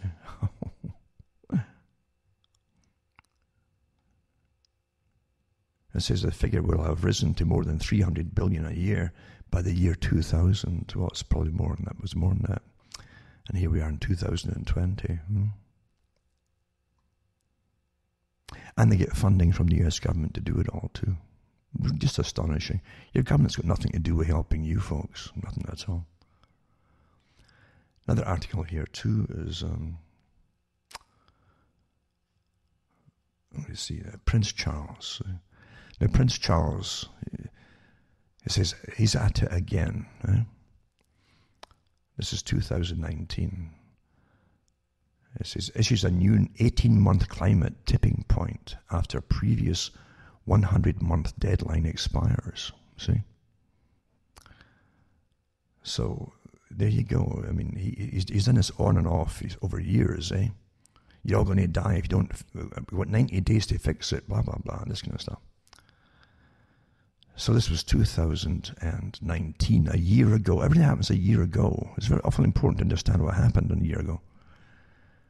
You had the climate agreement group in discord about it all because Trump wasn't backing them. And they said they'd have to do something more drastic to get their agenda through. Right? Well, COVID came along. Then last year again, Charles is at again issues new 18-month climate tipping point after previous 100-month deadline expires. So he warned global leaders that if we don't tackle climate change in 18 months, the human race will go extinct. He said in a speech in London yesterday to foreign ministers from the Commonwealth. I'm firmly of the view that the next 18 months will decide our ability to keep climate change to survivable levels and to restore nature to the equilibrium we need for our survival, Prince Charles said. Right? Then it's got a flashback. 2015, Prince Charles gives world reprieve, extends 100-month climate tipping point to 35 more years. That was then to 2015. Well, how come he's back to 18 months again? So he was never good at school, mind you. He was pretty pathetic. But it says, the Prince of Wales warned the global leaders that if we don't tackle climate change in 18 months, the human race will go extinct. No, really, he says. Here are his actual words in a speech in London yesterday to foreign ministers from the Commonwealth. He says, I am firmly of the view that the next 18 months will decide our ability to keep climate change to survivable levels and to restore nature to the equilibrium we need for our survival. And then it goes back to 2015 with his speech then, 100-month climate change to 35 more years. And it says, so on July the 18th, 2015, it says that the world has just 35 years to save the planet, right? In 2015, UK Western Morning News interviews with Charles revealed that His Royal Highness warns that we have just 35 years left, eh? So it keeps giving you flashbacks and so on. Flashback, Earth serially doomed. United Nations issues new 15-year climate tipping point, but the UN issued tipping points in 1982 and another 10-year tipping point in 1989. I mean, see, we should have been all gone long ago, over and over many times, but it never happened, eh? But don't let facts get in the way here with an agenda, eh? The upcoming skeptical climate documentary called Climate Hustle came out will feature Prince Charles' exclusive monthly tipping point countdown.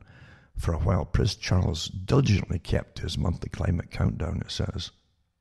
There's been no doubt that unless greenhouse gas emissions reach their peak within about 100 months, just 100 months, it may well be too late to stop temperatures rising beyond dangerous levels, Charles originally declared in 2009. There you go, and he stuck to his tipping point timeline. In 2015, Prince Charles seemed to lose hope. We're running out of time. How many times have I found myself saying this over recent years? Yeah. So these tipping points, as they call them, climate tipping points, have been a staple of the global warming movement for decades. And it gives you other flashbacks. Gordon Brown at the UK mentioning it too. Only 50 days to save the world, he said in 2009. And 2009, NASA's James Hansen, he's famous for it, declared Obama only first term to save. He's only got one term to save the planet. And Hansen declared Obama only has 4 years left to save the Earth, or flashback to 2009. 5 years to save the world. They keep changing it, as I said. They've all had their... Again, this Hansen, too, is quite the fanatic. He's a real, eco-warrior. He used to lead groups down to destroy power plants and things like that. And he was employed by NASA. Yeah. In 1982, Mustafa Tolba, executive director of the UN Environmental Programme, that's the UNEP, warned in May 11th, 1982, the world faces an Ecological disaster as final as nuclear war within a couple of decades unless governments act now. And 2010, flashback, 1,000 years delay, Green Guru James Lovelock, climate change may not happen as fast as we thought, and we may have 1,000 years to sort it out. Right. And flashback 2007, New Zealand scientist in 2007 says, on global warming, it's all going to be a joke in 5 years. So I'll put these articles up for those who don't realize you've been terrorized most of your life, especially the youngsters growing up. They got this taught this in school. You're all going to die. You're all going to die. Yeah? People are bad. Too many people. And you'll see them in the streets. You know, the Extinction Rebellion, all the rest of it, all funded at the top. The leaders are always funded. It's the followers are the terrorized, useful people. I won't call them idiots because they're not idiots. They're just brainwashed and used. Obviously, that's how bad it is. It's quite something. It really is quite something, isn't it? Then you have this one here too. And it's the Prince of Wales warned global leaders they have 18 critical months to solve climate change and restore the balance of nature, ensuring the survival of the human race. I'll put that one up as well. In a speech during a reception at Clarence House, the Prince said, ladies and gentlemen, I'm firmly of the view that the next 18 months will decide our ability to keep climate change to survival levels and to restore nature to the equilibrium we need for our survival. Well, there you are. I wonder who wrote that for him too. Just 96 months to save the world, says Prince Charles. That's from The Independent. Yep, there you go. See, it's just on and on and on and on. Year after year, sometimes 10 years ago, you're going to die next year, but it doesn't happen. And, you know, terror, terror, terror. But the youngsters got terrorized. Remember reading articles where they were committing suicide, some of them. And utter despair, there's no future. That's what they're really it's so intense in school, the indoctrination of this, very, very visual. They can actually see in their mind this desert, this world of a desert of dead and horrible. There you go. And then another article, 5 ways we know that Al Gore's been running a global warming racket. 10 years ago, Al Gore said we'd only a decade left to save the planet from global warming, but Earth has been doing just fine. Why do we listen to this man? While preening at the Sundance Film Festival January 2006 during the premiere of his Inconvenient Truth fib-umentary, it says, Gore made his grand declaration that the former vice president said, in the words of AP reporter taking down his story, that unless drastic measures to reduce greenhouse gases are taken within the next 10 years, the world will reach a point of no return, he says. A planetary emergency, yeah. 10 years later, he's probably hoping that everyone has forgotten about his categorical statements. The terrible truth for Gore is there's been no planetary emergency. Not one of the dire predictions he and the rest of the alarmist community made has come to pass. In fact, there's plenty of evidence that he's been running a racket, and here's how we know, and then they go into it. Once the Earth hasn't warmed in nearly 20 years, and he goes through different records and fight fact with what they claim is fact and so on. Climate change, 12 years to save the planet, make that 18 months. BBC, oh my goodness, 2019, see? This is all last year, You see? They were furious at the climate change meetings that they had because the US wasn't going to back them and finance it and so on. I mean, the whole agenda for depopulation and austerity in a post-consumer society all hinged on this big con, climate change. And they keep going on. So this article in the BBC is the same thing. We're going to cut the carbon by 2030 and all that by 45%. But today, observers recognise the decisive political steps to enable the cuts in the carbon to take place will have to happen before the end of the next year. Oh my God, if you cut it by 45%, well, that's getting you off your car, isn't it? Well, don't worry about them soon too when you can't get gas because of COVID. It's all coming down the pike, Delivers significant results now, the UN General Assembly President calls COP25 climate conference. Yeah, get it done now, he says here, eh? There you go, 2019 again. It's imperative that the COP25 climate conference is underway in Spain delivers significant results now. Tijana Mohamed Bande, President of the UN General Assembly, said Tuesday. So there you go. He said that the consensus reached through the Paris Agreement to limit the rise of temperature to 2 centigrade above pre-industrial levels and efforts to hold to 1.5 centigrade. It's absolutely nonsense. Again, it's the same thing as COVID with the figures and stuff they dish out there. It really is. You can knock them apart so quickly. And this article here too is the future shape of things. Eh? Before I read the future shape of things, I should really mention again, cuttingthroughthematrix.com, right? You can buy the books in this or just send donations and list all my official sites in case I get knocked off anywhere where you're seeing me. And hopefully you can still get the talks then, on Sunday nights. I think I'm on BitChute as well, and you can get me some maybe on YouTube.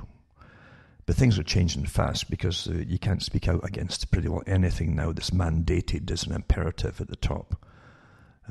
They're really going after people now. There's only one authority now, or one truth authority on every topic. That's it, from the very top.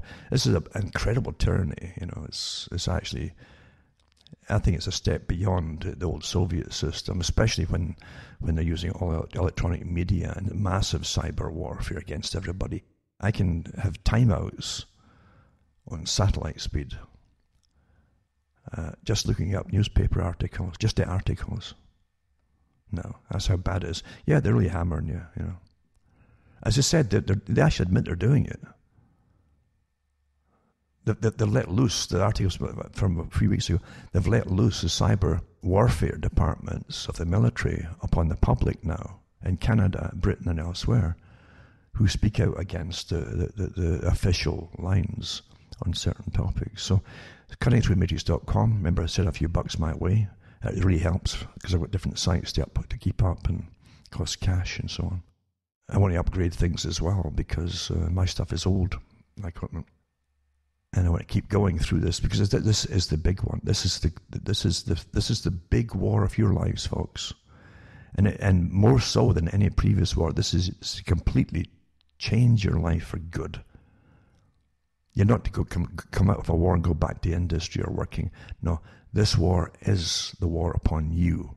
That's and the establishment that runs your nations. You can't complain to them because they're the ones doing it, folks. This is pretty unique as well. The coup was long, long, long, long ago. And I've said before, you don't realize that you get the same, in the US especially, you get the election propaganda coming out when it gets election time. You see the flag gets wrapped around every candidate and the songs are sung, their tradition. You don't realize that you're 180 degrees in your views and opinions in politics than you were years ago because it's the same marching songs and everything. It's all symbolic, you see. And it fools you to what you're really watching. What do they stand for these days, 180 degrees around. Even the morality and culture too is 180 degrees around as well. They don't really. You've adapted into it so smoothly you don't even notice it. So this war is going to change everything, and they want to bring you into pre-industrial society. Are you getting the picture? You won't have the energy. Energy for electricity and so on, in a pre-industrial era, folks. They mean what they say. They say that the target of making it healthy is energy of all kinds, so they're going to reduce it and to almost make it extinct in some areas. You're starting to get. They mean what they say, folks. Bill Gates, the eugenicist, and his father, say, and I loved how Bill Gates tried to alter, he did a little clip trying to alter what he said about population control, and how vaccination, he said, can make healthier people, but it may help reduce population. Well, he came out to try to justify that, you see, but a little clip he put up, where he said, he said vaccination makes people healthier, and But no, what he didn't say, that he didn't clarify it properly. What he did not say in it was that population drops, not because of vaccination, you see, unless you're deliberately sterilising them, but population drops in a natural system where the folk are bringing in wealth and buying what they need and so on, a better lifestyle, better health, etc. And then they tend to become materialistic and have fewer children. That's what he did not mention. It's not to do just with this vaccination, unless he does mean that they sterilise people. But I certainly would not trust that character or any of them by that matter. No way at all. Why would you trust any of these characters? Most of these guys you don't even get to vote for, including Al Gore, eh? You're getting a picture here. And yet that's who's decided, who ran the climate change agreements and everything, and set up the climate change and the Paris Accord, and they brought you Maurice Strong before that with his big agenda too, eh? At the Rio Summit, etc., for austerity, bringing a pre-industrial society by dismantling all industry.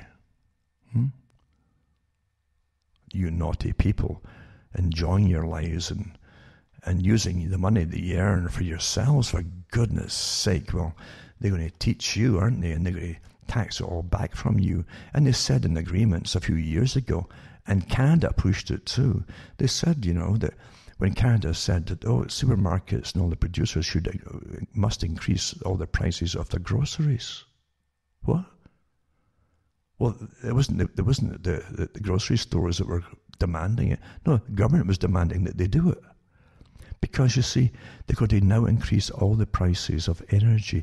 Food is energy for you folks. That's one form of energy. Food, very important. And they did that. They just shot up in price. It's still going up in price too. And then they'll phase out beef. That's what they're doing to meat, you see. To bring in Gates' new system of you get your meatless veggie burgers and things like that. But she owns a patent on one of them, eh? It's amazing how they profit off the agendas that they force upon you. But that's just coincidence. They're really trying to help you, aren't they? I mean, you look at Bill Gates' eyes, and that face is the hands waft all over the place. And look at those eyes. It's like looking at a creature that's ready to strike you and bite you. I couldn't trust that man if he paid me to. I couldn't pretend to trust him. He's so insincere. His eyes are as cold as could be, I can tell you. No, I'm going to put up an article. You take what you can from it. It's just the future shape of things, and it's by Sebastian Friebel, former parliamentary advisor to the German Bundestag. And it talks about, he's a former employee of it, and he says, as a result of my work in Parliament and parliamentary group, I became aware that the people in our country are being deliberately deprived of information on the corona crisis, which is of crucial importance for assessing the situation. Then he goes into what he knows of it too. And that's quite a good article, and folk have said, is it true, is it genuine? I have no idea. I mean, but he does go into the World Economic Forum, and remember he worked with the government, and he mentions as the mouthpiece of the most influential international corporates and major banks is using the crisis as an instrument to push forward a long-prepared agenda for the world economy. The Great Reset is presented as a change at global level towards a sustainable economy, but this is a deception. Actually, the companies of the WEF, which is mainly controlled by the financial and digital industries, want a centralization of political power in supranational institutions such as the United Nations, the EU, and the International Monetary Fund. They justify this shift of power on the pretext of managing international crisis for the welfare of the population. But is it realistic to think that the largest corporations in the world are suddenly so concerned with the well-being of the individual? Or are they exploiting the goodwill of people who want a fair and peaceful world and see supranational organizations as possibly being the key to this? And he goes on to different aspects of it too. He mentions too that President Schauble even spoke about this himself with astonishing openness when he said, the corona crisis is a great opportunity, and the crisis resistance to change is diminished. We can now bring about the economic and financial union that we have so far failed to achieve by political means. He illustrates with his statement why this crisis is very convenient for the long-planned transformation. The centralization of the economy towards a small number of large corporations and financial investors will be further accelerated by economic union, and so on and so on. It's not a bad article. It's quite a long article too, but you should read it anyway regardless, because there's a lot of factual information definitely contained within. That's all we can do with it at the moment. Make your own mind up. But as I say, there's a lot of factual information regardless in it, no doubt about it. And then Bill Gates says lockdowns could continue into 2022 and believes restaurants will be closed for the next 6 months. But again, what qualifications does this creep have? Huh? And he also expressed optimism about Joe Biden's incoming administration. Well, I guess they're on board. Get back on board the climate. They're already saying that we're back on the climate change agenda and everything else, and sustainability, and Who voted Bill Gates into anything? Come on here. See, we're run by the technocrats. All these front people that were set up and heavily financed by billions of bucks, etc., etc. Heavily financed. People have a hard time with that because they really believe the myth that this person's a self-made man and that kind of utter rubbish.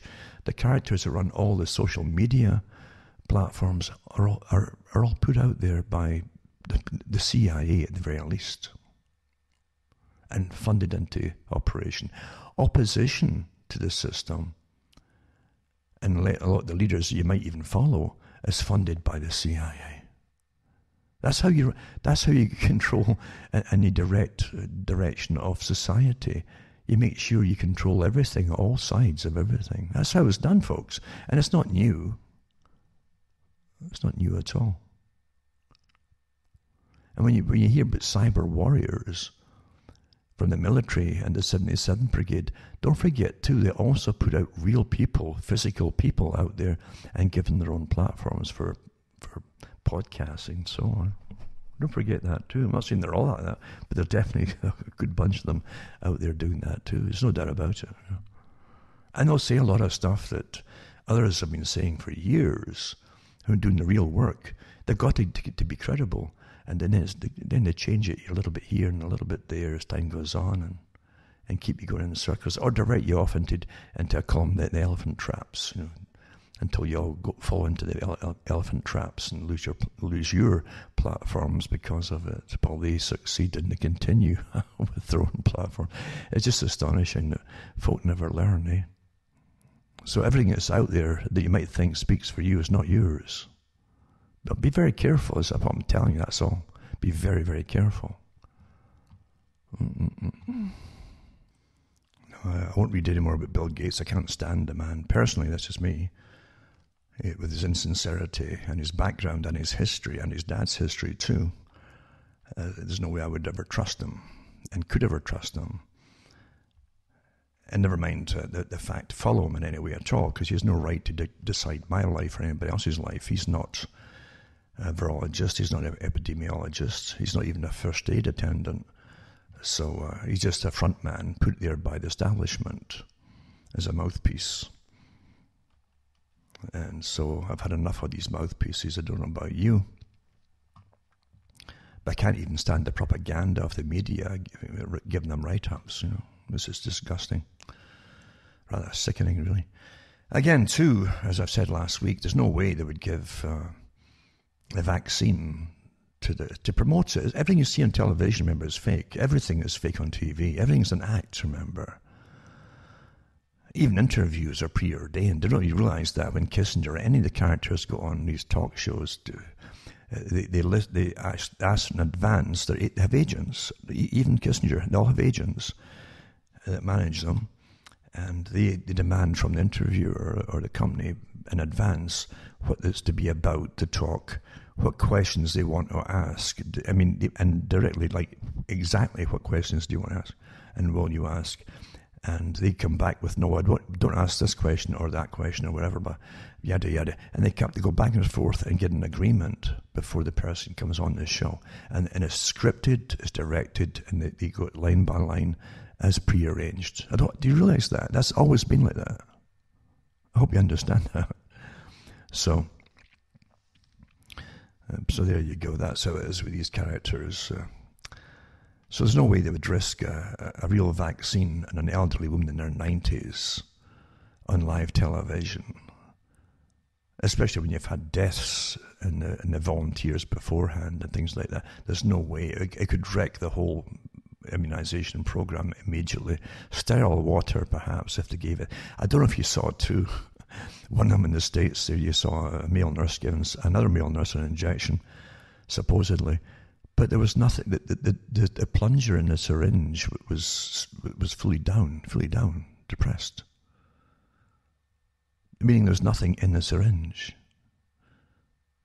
It was a complete charade, really, isn't it? To con the public. So that failed, that one. And folk naturally, they saw it. But this is the lengths they're going to lie to you, to make you do something that your body, your brain is telling you no, perhaps. And there's no end to the shenanigans that it'll get up to make you think it's so quite. Even though the data is coming out that folk have died, 6 died in the trials apparently, and with one of the particular vaccines, they've all had problems, and it's a short. They haven't had time. It takes years. It takes 10 years to follow up after effects that hit people. And you're supposed to believe if they've rushed this out in a matter of months. This RNA type vaccine, mRNA. Nurse faints during live TV minutes after getting coronavirus vaccine. So during live TV, right? And you can see the clip too if you want it. So this is to be a public relations exercise. Here's a nurse in charge of a unit taking it, and isn't that wonderful? And she's going to be quite happy and tell you there's nothing to it. So you can actually see her losing her concentration, getting wheezy and woozy, and then just moving off, and then down she goes. Amazing too to see how slow the response of the folk. This is a hospital, of the professionals getting to her to get her all. Get the legs elevated, all the rest of the feet elevated, and as her blood pressure sinks to 0. So she says, all my staff, we're excited to get the vaccine. They should try to follow the script, right? We're in the COVID unit, so therefore, my team will be getting first chances to get the vaccine, Ms. Dover said. And I know that it's really, she says, then, sorry, I'm feeling really dizzy, she continued. So that was 17 minutes after she got the Pfizer BioNTech vaccine, and down she went. Interesting too, the BioNTech, it's bio and then N-T-E-C-H, like N-T-Ec. BioNTech is a Pfizer collaboration with a German company that also has been involved in one of the processes with other vaccine companies, including the Chinese one. And I read that the Chinese vaccine had been given to one of the Latin American countries there, and then and then they stopped it because of the terrible catastrophes it was causing amongst the people there, supposedly. Yeah. That was an article I read there too, recently. I wasn't sure if it was Peru or somewhere, but it was some Latin American country that had been given it, the actual Chinese version of that one with the BioNTech group involved. Germany and coronavirus lockdown again, with schools closed and drinking in public is banned. There you go. So Angela Merkel, again, this technocrats, a Stasi inductee when she was a youth, part of the youth brigade, announced a raft of stricter lockdown measures to try to curb a wave of coronavirus infections. That's rubbish. You understand? It's all to do with the same. That's why they picked these tests and this particular idea of this virus. That's why they picked this. It's guaranteed to give you false positives. They say that in their own literature. So these aren't sick people. They don't even know they got it.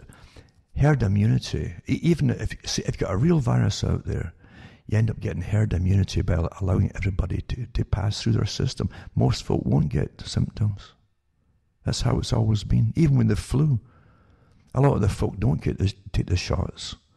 They don't get it.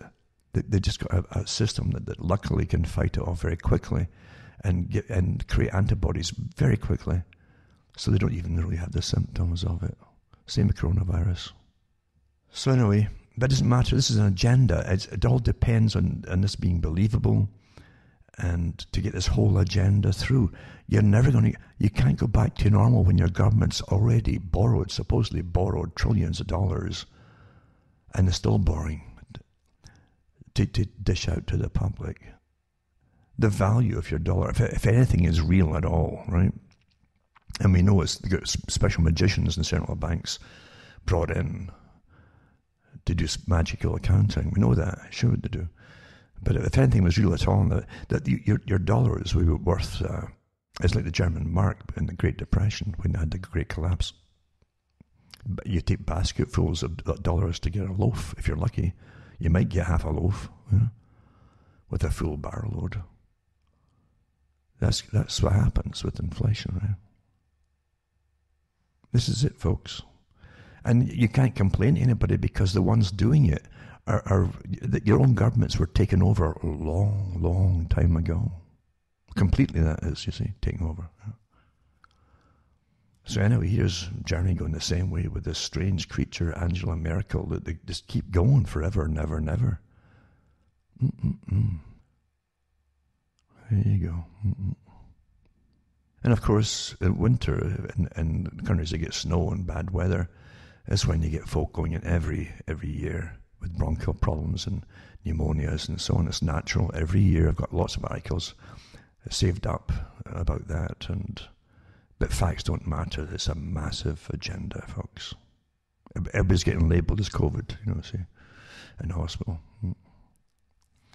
Group overseeing $10 trillion, right, called Guardians for Inclusive Capitalism, signs partnership with the Vatican. Right? There's 2 or 3 articles like this. This is the oddest pope, who's completely on board with the elimination of nation states, the borderless world and all the rest of it. And definitely Jesuit, he's on board with the climate agenda too, completely in sustainability. I mean, he's their man, He's definitely their man. And the religious sense of it, and he's got quite a background too, that lots of his own people in his own nation are very suspicious of him too for his background. But anyway, yeah, he's the guy, and he belongs to these groups that are with the top capitalists as well, the Guardians for Inclusive Capitalism. But it's got nothing to do with inclusive or helping. It's all doublespeak, isn't it? The Council says its formation signifies the urgency of joining moral and market imperatives, to reform capitalism into a powerful force for the good of humanity, according to a release published Tuesday. Under the moral guidance of the Pope, it says it invites companies of all sizes to harness the potential of the private sector to build a fair, more inclusive and sustainable economic foundation for the world. Well, that's exactly what Klaus Schwab said as well. A fair, more inclusive and sustainable economic foundation. Just coincidence that, though, And get this, the council is led by a core group of global leaders called the Guardians for Inclusive Capitalism. Yeah. This group, who you have likely never heard of till today, apparently meet annually with Pope Francis and Cardinal Turkson. I remember I've seen it before. And it represents more than $10.5 trillion in assets under management, companies with over 2.1 trillion of the market capitalization and 200 million workers in over 163 countries. There you go, eh? Lynn Forrester de Rothschild, founder of the Council and Managing Partner of Inclusive Capital Partners, commented, capitalism has created enormous global prosperity. It's also left too many people behind, led to degradation of the planet. See here, sustainability is not widely trusted in society. The Council will follow the warning from Pope Francis to listen to the cry of the earth. The cry of the earth, and cry of the poor, and answer society's demand for a more equitable and sustainable model of growth. Sounds like a fascist kind of socialistic communism to me, you know. Isn't that what it is, really? More efficient technocracy. Huh? And it's got a list of the people in it, and yeah, Lady Lynn Forrester de Rothschild, there you go, founder and managing partner of Inclusive Capital Partners. Yeah, there you go. I tell you. Yep. You couldn't make this stuff up, eh? One of the first US Pfizer COVID vaccine recipients has serious reaction. Yep. A healthcare worker in Alaska being closely monitored in the hospital after the worker suffered a serious allergic reaction to Pfizer's COVID-19 vaccine. Hospitalized with anaphylactic shock comparable to similar reactions reported in the UK. What stands out with the American worker is that this person had no previous allergy complaints, according to Zero Hedge. In response, Pfizer said it was working with local health authorities to assess the details of the report about potential serious allergic reaction. Yep. They'll probably come back and tell you she had the wrong genes for their vaccine. That's what they do generally with vaccines when these things happen. Oh, you get the wrong genes, you know. Yep. I didn't know there was any right genes. I guess the right genes are more acceptable to foreign stuff getting put into your body, maybe. And again, more ones on Pope Francis partners too, from Forbes magazine too. Partners of corporate titans to make capitalism more inclusive and fair. There you go. Is it real or just corporate virtue signaling? Well, it's just the same agenda as Klaus Schwab, actually. And then from their own site, Our Guardians, you know, and it says using their combined imagination. Again, this is reimagining things. Combined imagination, influence, and resources to change capitalism for good. Join the movement, and it gives you again the different members of it too. Yep. And then too, now, the South China Morning Post is an article, as I mentioned already, to do with one of their own vaccines being used in Latin America from China and being stopped because of what was paralysis. It was causing different paralysis and neurological damage in the people who were getting it. Now, the Celts have been the bane of tyrants for a long time, you know. The Celts have always, as I mentioned before, had an allergy to tyranny. It's just natural, you see. And the Romans found that out too. I mean, Romans, you understand that the only country that the Romans couldn't conquer was Scotland. Did you know that? Everywhere else they conquered it. They invaded it, but they couldn't conquer it. They were driven out. And that's why they built walls. This famous thing with building walls was an old idea, and it was built to, you know, it was actually built to keep the Celts in their own areas. And even that didn't work. They just clambered over these walls and continued with their business. But anyway, you have a tyranny, and they keep rebelling every so often. They get stubborn, you see, and they keep rebelling about things that they don't like. Things are being imposed upon them. It's bad enough being a class-driven society where you used to have the upper crust of England, you know, the aristocracy being appointed over you, Lord this and Lord that and so on. It's like Lieutenant Governor for Scotland and for Ireland and places like that, you know, that were governed, meaning you're a satrapy of them, really. And you're a peasant, an inferior peasant, and they kept letting you know you're inferior too. The first thing they would do in Ireland, same as Scotland, was to try and stop you speaking your language. The Gaelic language was the natural language. And all kinds of punishments if in school, if the children kept talking in their own tongue, you see. And then you can reinforce it by bringing in a posher kind of language. For the Scots, they had a kind of posher kind of language, and it was a bit affected, I always thought. But it was to make people feel uncomfortable having a working class common language. So, because in Scotland you had the old English tongue, which they called Scots. It was really old English, you see. And it came when the Normans invaded England. Lots of the English folk, the Saxons and so on, moved north into Lowland Scotland to try and get away from it all.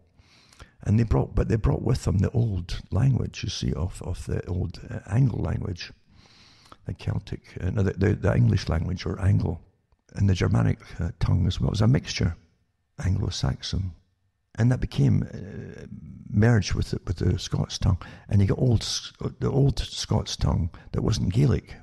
So there's three languages. There was Gaelic, the old Scots tongue, and then you'd had to learn English in school so the teacher could understand you. So that's what you had.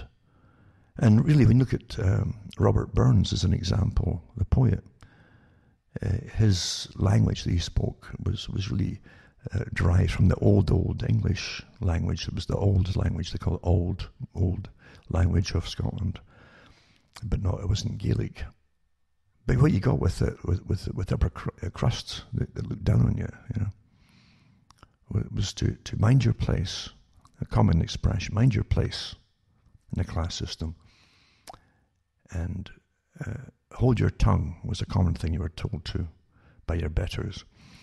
And just shut your face. That was to stop talking, shut your face. Well, I've done it now with masks. It's astonishing. I've done it in Scotland with Sturgeon. And I've done it in Ireland. Irish man is sentenced to 2 months in prison for failing to wear a face mask. So now they're jailing them, right? So he's definitely been shut up. So you've been made to shut up, see? But again, he's got an allergy to being told what to do and wear this silly bit of paper. While traveling to his uncle's funeral, that's when they got him, despite claiming he was medically exempt. So Andrew Heisman travelled from Dublin to Knock in the Republic of Ireland on July 14th to lay his relative to rest when he was asked by a bus driver to wear his mask properly. The Garda police officer Thomas Bounds told Castlebar District Court that Heisman was wearing his mask like a hat. Well, why not? And refused to follow orders to cover his mouth and nose. Well, that's quite natural. See, your nose is meant to breathe with, and any obstructions won't impede your breathing. That's why you're not born with a mask on or a flap there, you see. You understand how everything is completely crazy? You've been told to suffocate yourself wearing a mask.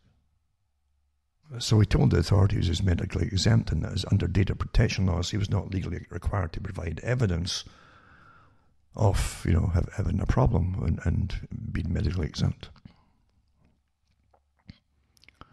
Despite protesting the charges were trumped up, Heisman was convicted under the Health Act of 1947 and now faces 2 years in jail. Yeah. So, as Judge Fiona Lydon, Heisman said his behaviour had been totally inappropriate, with the judge asserting she was satisfied that all of the ingredients required to secure conviction had been satisfied by the state. So there you are. There you are. This is the kind of nanny judge you get in a nanny state. And that's what everything is now. They're all nanny states now, aren't they? Yeah. They don't really believe in a democracy in nanny states. So I'll put that there. So there you are. Shut your face. There you go. Wear that mask, I'm telling you. And the WHO experts, like communists, WHO, urged Scots to wear face coverings when visiting family and friends over Christmas. Well, I don't know. It's a risky festive period this year. Risky, they say, yeah.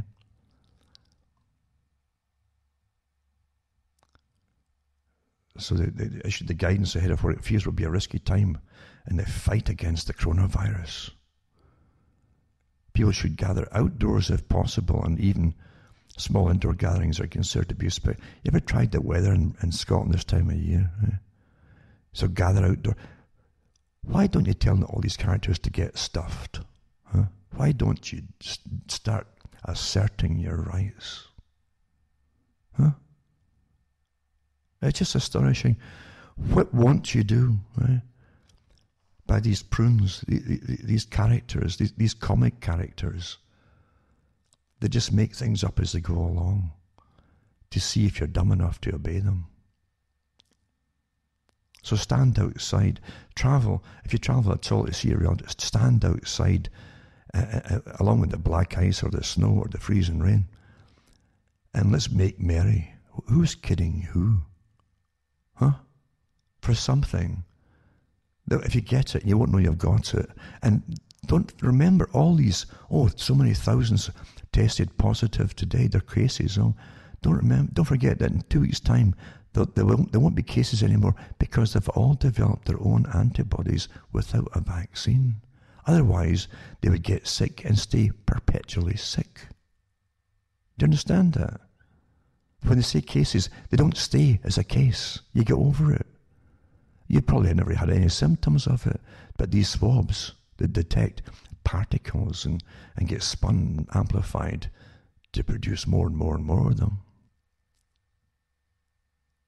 We'll say, you might have the virus. Well, in 2 weeks' time, if you get your test negative, they can only test negative in that case after getting it if you've developed antibodies. So up until now, say about 2 weeks ago or a month ago, all the thousands have done positive, so we'll obviously have antibodies now. But let's not talk facts here. Where's that come into this stuff where they're telling you to put obstructive material on your mouth and your ear passages? So anyway, so there you go. Scots should wear masks and maintain physical distancing when meeting up with their loved ones over the festive period, according to guidance. But they say that some may find it awkward to wear a mask in front of friends and family. It is awkward, because when you start to eat all that Christmas pudding and that, it gets all sloppy and mushy on the mask, and it crumbles and turns into paper mache. Goodness sakes, eh? There you go. So this is your... Remember that early articles in the spring when the perpetrators of this whole hoax here were in shock themselves, in a kind of gleeful shock, because they couldn't believe it was so easy to get the whole nation to comply, shut all their businesses down, go into poverty, wear masks, stay inside the houses, and be terrified to meet each other. They said it was astonishing how easy it was. It didn't take some guy with marching characters going down the streets to force you into submission. It just took massive propaganda campaigns on the airwaves. Okay? Another one too is to do with warp speed. Again, I'll put this one up again. This is from December the 1st of it. It's worth reading again for those who haven't done it already, just in case you haven't. John Whitehead's commentary. Warp speed ahead. COVID-19 vaccines pave the way for a new frontier in surveillance. It goes into the fact that everybody who gets the shot then gives a number and you're traced and tracked for maybe years, actually, to see how you're part of the experiment. They haven't done long-term surveys and trials, so you are part of the trial, no doubt about it. And they want to know and monitor you if any health changes and what they are the permanent and etc., you see. But it's a good article, and they say that you don't have to dig very deep or go back the nation's history to uncover numerous cases in which the government deliberately conducted secret experiments on an unsuspecting populace, making healthy people sick. And there's got the links to it, by the way. All the links, they're declassified stuff. By spraying them with chemicals, injecting them with infectious diseases, and exposing them to airborne toxins. There's lots of documentaries that were put out too on it. You actually see them doing the experiments. And then it said too that now the same government, just taking every bit of technology sold to us, being in our best interests, such as GPS devices, surveillance, non-lethal weapons, etc., and use it against us to track, control, and trap us, wants us to fall in line as it prepares to roll out COVID-19 vaccines that owe a great debt to the Pentagon's Defense Advanced Research Projects Agency for its past work on how to weaponize and defend against infectious diseases. And the link to that one is there too, for those that want to see it. It's from the drive.com, the war zone. DARPA's virus-carrying bugs aren't officially weapons, but it sure sounds like they could be. This is the article.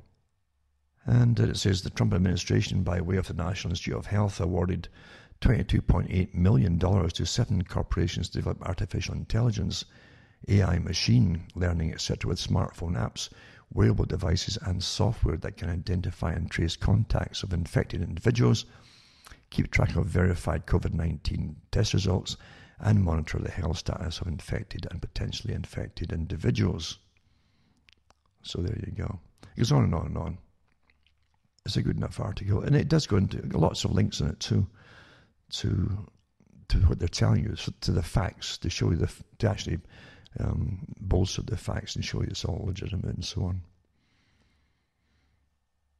It says here that everything we do is increasingly dependent on and ultimately controlled by our internet-connected electronic devices. For example, in 2007, there were an estimated 10 million sensor devices connecting human-utilized electronic devices such as cell phones, laptops, etc. to the internet. By 2013, it had increased to 3.5 billion. By 2030, it's estimated to reach 100 trillion devices. There you go. Google's resources, beyond anything the world has ever seen, includes the huge data sets that result from 1 billion people using Google every single day, and the Google Knowledge Graph, which consists of 800 million concepts and billions of relationships between them. The end goal is the creation of a new human species, so to speak, and the NSA, the Pentagon, and the matrix of surveillance agencies are part of the plan.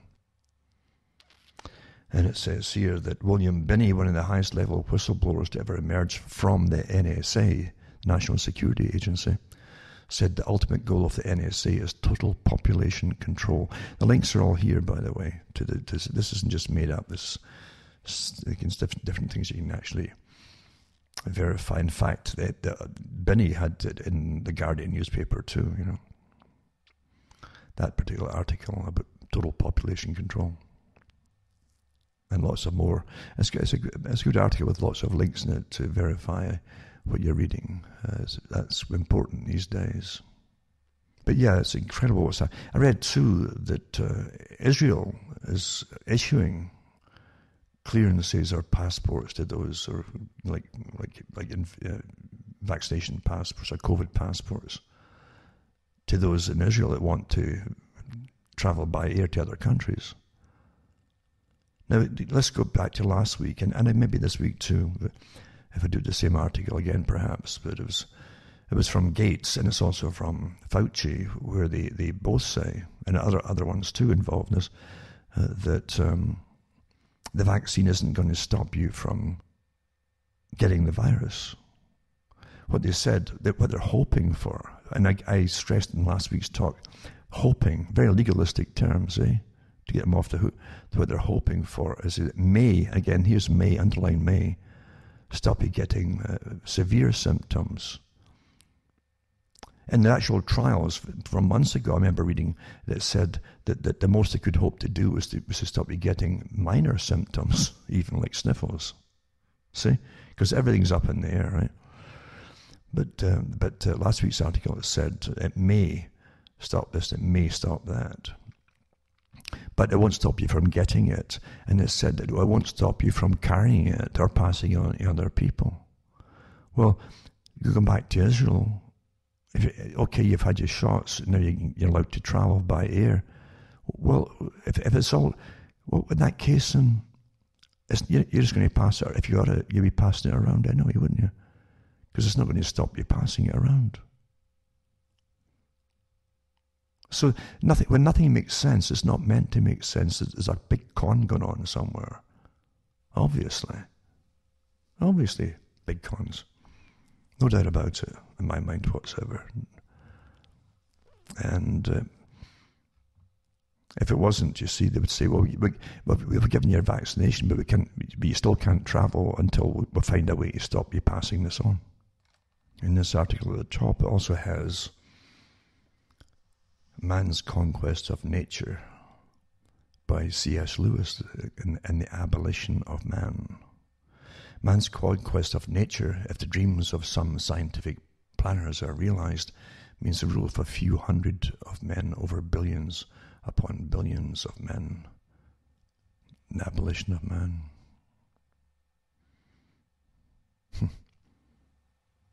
It's kind of like what Kissinger said a few years back too. And Brzezinski, I think, bolstered him up on it too, or backed him up on it, when he said that at one time it was armies. It could take millions of men and keep other many, many millions under surveillance by traditional means and rifles and bayonets and so on. And it wasn't really practical.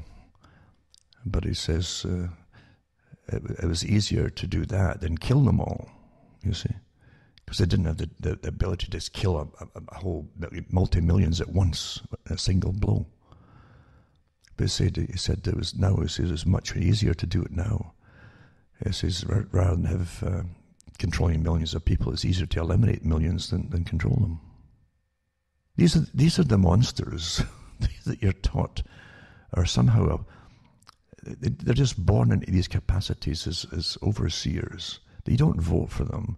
Everybody quotes them, everybody talks, everybody listens to them and obeys them. But they're never elected into any kind of office by the people. This is the deep state, you see. And the folk don't even know that. They just, Kissinger, oh yeah, he's a famous man, you know. Who made him famous? Famous for what, you know? And that's how it's done, folks. And Brzezinski, of course, was picked up by him and others too, to continue the work and say the same kind of things. Denmark widens the lockdown after record COVID-19 infections. You got to read it too, the article, before you way down until it tells you that it says more than Denmark holds a record for doing more tests than anybody else. Right? So more than 110,000 tests were performed, it says. That's why they've got these supposed new cases, not infections. And I get how many of them are false positive. I tell you.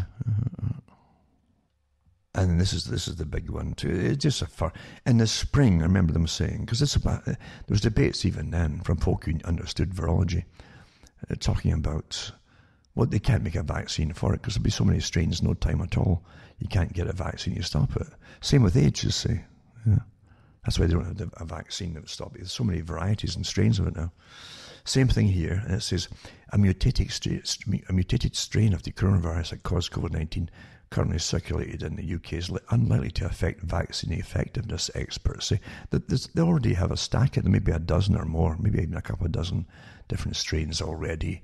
But they're talking about this one, it's like there's only one, because obviously it would negate the whole usefulness of the vaccine industry in this particular endeavour, because why would it all?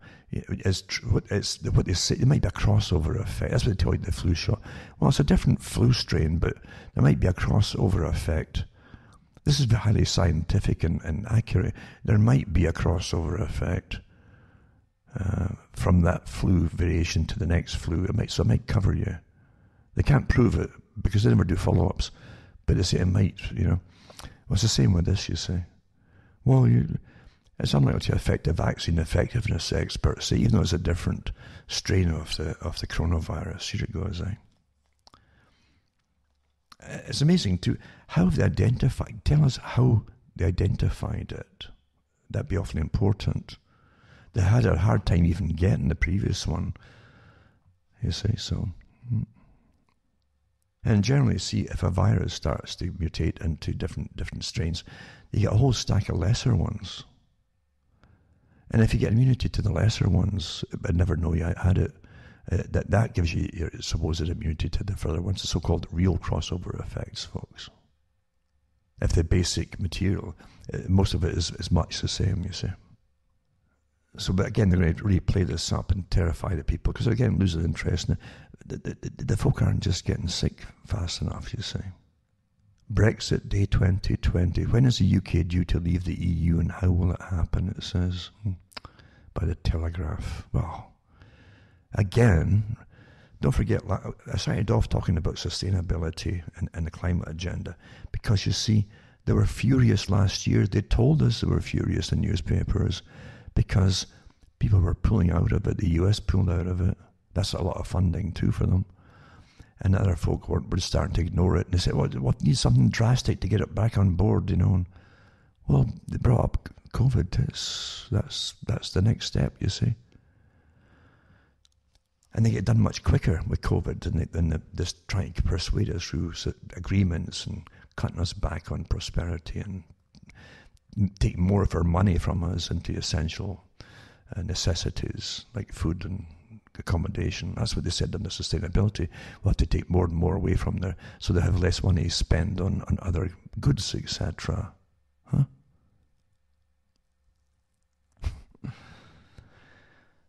Them, we've got all their names of the organizations and so on that run us all, but because they claim that they're private organizations. Private organizations that have authority over your government. So wait a minute here, come on here. So you have no one to complain to. There's no chain of command for you to complain through. And folk think they're living in democracies.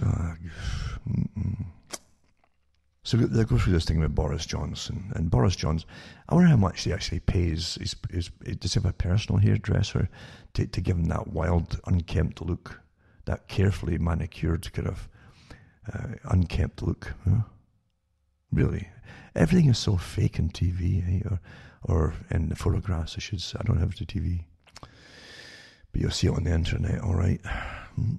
The UK's COVID-19 Christmas policy could have a catastrophic human cost. No. Rapid testing will be rolled out across secondary schools in parts of London, Kent and Essex to stop the spread. Why not allow it to spread? Then you'd all get immunity. Like we've got immunity against most other things in history. But again, it's nothing to do with that, is it? COVID is just the pretext for a whole new way of existing. I won't say living, because you'd hardly call it living. And Technocracy and the Great Reset by Joseph Mercola. And it's a quite good article too, with a video. And he has James Delingpole interviewing with Patrick Wood. And of Technocracy, As explained by Wood, this new economic system, which is not a natural one, is not based on common pricing mechanisms such as supply and demand for free commerce. Instead, the economy of technocracy is based on energy resources, which then dictates the types of products being produced, bought, sold, and consumed. In essence, energy replaces the concept of money as a commodity. You see? It's a commodity. Energy itself. That's why Al Gore tried to sell carbon credits. You see, carbon exchange, like penalties on what you've bought and how much energy it made to create that item, and they make you pay for it. That's the same agenda as technocracy. Yeah. And one of the fellows who belonged to Technocracy Inc. at the time, back in the 30s, literally walked into the Rockefellers and put his plan to them and got financial backing for it, by the way. Yeah. Some of the richest characters that you know today, they're prominent and fairly new stars. They make them into stars in the who's who industry. Their grandparents were members and founding members of Technocracy Inc., some of them. Well-known names today. This is Technocracy is not a political system. Technocracy seeks to eliminate elected officials and governments as a whole. Understand that? Crisis. Oh, we can't go on like this. It's too inefficient, this democracy. Club of Rome. World Economic Forum. Technocracy seeks to eliminate elected officials and government as a whole. And by the way, your officials now are guys like Bill Gates. They're not elected. They have no place in a system which, when fully implemented, would run itself more or less automatically with input at the top by the technological masterminds. There's also no room for nations or nationalism that might influence behavior. As noted by Wood, Aldous Huxley's dystopian novel Brave New World offers compelling glimpse into technocracy. There's no political system. It's all run by engineers and scientists and the algorithms they create, as noted in the description for technocracy, the hard road to world order. While the technocratic plan has been underway for decades, things have been rolled out in rapid succession this year. If you formed the impression that we're all suffering from some sort of boiled frog syndrome, you'd probably be right. Self-evident rights have been stripped from us, and people have more or less grown to accept situations that would have been unthinkable a year ago.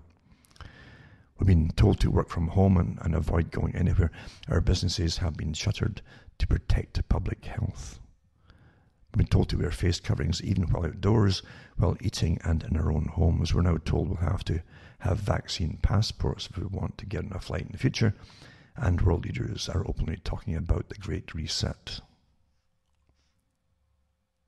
You know, who voted these world leaders in? We didn't. Now, the central banks were obviously part of the plan too from the very beginning. The central bank system is crashing as we speak, having reached the end of its functional life as the global debt burden exceeds the country's ability to pay interest. But the reset they're talking about is not another central bank system. It will be centralized, yes, but again, the very basis of the global economy will shift away from commodity of money to the commodity of energy. In the interview, Wood explains how the technocratic elite members of the Trilateral Commission in particular have influenced and manipulated economic regulations to ensure their success. Sustainable Development Agenda 21 is all technocracy. See? Then they give you Technocracy 2030, a glimpse into the future. It was from the article written by an unnamed person from the World Economic Forum Leadership Strategy Team, and it reads in part, it's from the Forbes magazine, remember. Welcome to the year 2030. Welcome to my city, or should I say our city. I don't own anything. I don't own a car. I don't own a house. I don't own any appliances or any clothes. It might seem odd to you, but it makes perfect sense for us in the city. Everything you considered a product has now become a service. We have access to transportation, accommodation, food, and all the things we need in our daily lives. In our city, we don't pay any rent because someone else is using our free space whenever we do not need it. My living room is used for business meetings when I am not there. Once in a while, I would choose to cook for myself.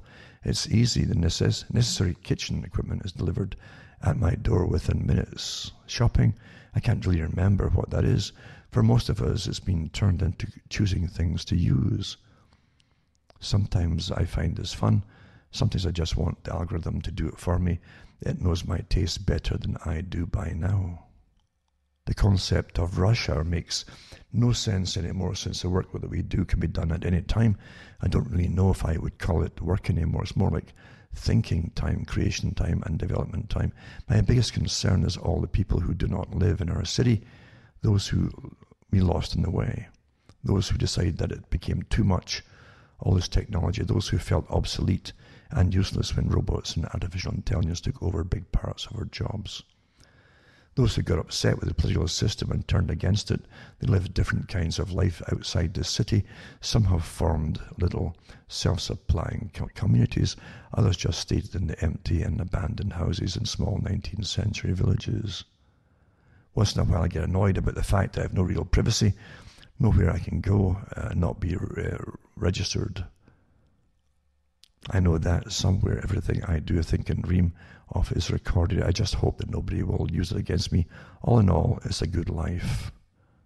Remember, too, what I'm reading here is pretty well like Brave New World. That's what you had in Brave New World. And you had the savages and barbarians outside the cities that had been there for generations. They didn't come in to the city and then, conform and be part of it. Right? And then it's got Microsoft's international patent, and it gives you the patent number, WO-2020-060-606. Describes a cryptocurrency system using body activity data. It was filed in June the 20th, 2019. That was the patent. And the patent office application is 161288518, filed September 21st, 2018. And then explains in the abstract that human body activity associated with a task provided to a user may be used in a mining process of a cryptocurrency system. A server may provide a task to a device of a user, which is communicatively coupled to the server, a sensor communicatively coupled to or comprised, and the device of the user may sense body activity of the user. Data may be generated based on the sense body activity of the user, and cryptocurrency system communicatively coupled to a device the user may verify if the body activity data satisfies one or more conditions set by the cryptocurrency system and award cryptocurrency to the user whose body activity data is verified. It would turn basically the human beings into robots, and it'd be part of the answer of how you will survive in the future, making a living in the artificial intelligence, tech-driven, cashless world of the future. And people will be brought down to the level of mindless drones, spending their days carrying out tasks automatically handed out by, say, a cell phone app in return for a cryptocurrency award.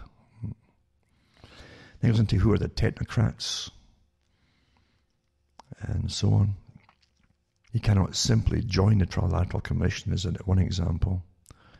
They select their own members as invitation only. A list of the members as of 2020 can be found on freddonaldson.com. Well-known names in the U.S. Trilateral Group include David Rockefeller, Henry Kissinger, Michael Bloomberg, and Google heavyweights Eric Schmidt and Susan Molinari, Vice President for Public Policy at Google. Recognizing the necessity of the media, there's also David Ignatius, columnist for the Washington Post, David Sanger, Chief Washington Correspondent for the New York Times, and Gerald Seib, Executive Editor at the Wall Street Journal. And that gives you an interesting list, it says, of people and organizations such as the Club of Rome, the Aspen Institute, the Atlantic Institute, the World Economic Forum, and the Brookings Institute, and other think tanks, and so on. Good enough article, though, for those who want to peruse it and go through the information to show you that nothing's happening just by itself here. And it's a big operation with all these different factions and organizations involved in planning and implementing any future. Now, technology really is not your friend today, unfortunately, and it's inevitable, because if anything can be done, whatever it is, it will be done. It's like weapons. Yeah, if they can be made, that they will be used. That's what happens. And the same with technology. You're not living in a society where you really do have rights and there's decent human beings running the show. You're run by tyrants, really. Many with degrees. I mentioned that last week too, about demonic professions and things like that. How they go into that's like demonic possession of people. It might encourage them into these professions, or they may already, or maybe they become possessed once they go into them. When you really know what the characters do in some of these laboratories and how they chop up different things and analyze them, and they think nothing of it, literally nothing at all of it. They feel nothing. They certainly don't feel any sorrow or guilt or even repugnance. They're psychopathic, And the ones who design viruses and bacterium and funguses and so on for warfare purposes, would you want to get into the headspace to figure out what they think about during the day? It would surprise you how cool and calm they are. Because they are psychopaths. There's no doubt about it. They are psychopaths. I've no doubt. They can kiss their wives goodbye in the morning, their children, and come home and do some clipping in the garden or whatever, and other hobbies and their interests. But if it came to guilt, if you ask them guilt about anything, no, not at all. Because psychopaths cannot tolerate and will not tolerate frustration and anxiety. It doesn't happen. It's part of the signs and symptoms of the psychopath. They work off anxiety through other people, and watching them get upset, they're awfully good at that. And they'll stand back and actually smile when they get people fighting each other, where they've manipulated them into fighting each other and arguing with each other, and they step backwards and watch it happening. It's incredible performance if you ever watch it happening. But yeah, they're cool and calm, and that's what you'll find about them. They don't panic so quickly. A new satellite can peer inside some buildings day or night, but don't worry, the company says it can't see inside your home. But then I think it tells you later on, well, not most homes, you know. So it's called the Capella Space Company. Launched a satellite capable of taking clear radar images of anywhere in the world with incredible resolution. It can even see inside some buildings, including spotting airplanes inside hangars. Though only in the case of lightweight structures, the company clarified, and not dense ones like high rises or residential homes. Well, I would call them pretty light residential homes. Unlike most of the huge array of surveillance and observational satellites orbiting the Earth, this satellite, Capella 2, can snap a clear picture during a night or day, rain or shine, it says. And it turns out that half the world is in nighttime, and half the world average is cloudy. And when you combine those two together, about 75% of the Earth, at any time it's going to be cloudy, nighttime it's going to be both. It's invisible to you, and that portion is moving around. So it launched a platform allowing governmental or private customers to request images of anything in the world. There you go. A capability that will only get more powerful with the deployment of 6 additional satellites next year. Is that creepy from a privacy point of view? Sure. But Benaza Day, is the name, says it is also plugs numerous holes in the way scientists and government agencies are currently able to monitor the planet. So there you go. And what can you say? It's going to get worse and worse, obviously. And again, I'm going to put up once again the scenarios for the future of technology and international development. Rockefeller Foundation, right? That's the one from 2010 that had the lockstep in it, where they went through the whole... Incredible how they set up technocracy. The Milner Group, the Royal Institute for International Affairs, set up their branch in the States, starting with the CFR group, and the Trilateral Commission eventually came down the pike. But they already had their families placed inside America that worked with what they called the Anglo-American establishment, based in London at the time. It was all set up long, long ago. And it was Lord Earl Grey, who was the official representative for Britain at one point, who was chosen to come over and really work with Mandel House, or Colonel Mandel House is an honorary title they gave him. So, but he was an important character when they were really setting up the big institution that was to run the United States of America, the private organization, the one that brought in the Federal Reserve as an example in preparation for wars and borrowing money by the state that the taxpayers would then have to pay back. So they brought in the Federal Reserve too, under temporary war taxes and so on. Everything was managed that way, you know. And the public, it's all kept out of the general history books. You can get it some, I don't know if you can still find them in universities today. The ones by Mandel House, really important. Well, I've thought interesting books to read by a real, psychopath who liked to boast a lot about his big part in it all, and how really he had President Wilson under his thumb. Mandel House was the real boss, according to himself, and so on, and how he really was behind the big scheme for creating the Federal Reserve System. But yeah, the Rockefellers were the ones that Lord Earl Grey went over. It wasn't just to see Mandel House, it was also to see the Rockefellers. Don't forget, Rockefellers grabbed all resources that humans needed and said competition was a sin, because they'd worked towards a system of total monopoly for everything that you would need across the whole planet. That was the idea behind it at the time. And they would go after the wealth of the world. They would grab the gold supplies, the diamond supplies, and they would run the world properly. And it'd be eventually they would use democracy to get the public on board, and then withdraw democracy, and you end up with technocracy. It's all the same system, you see.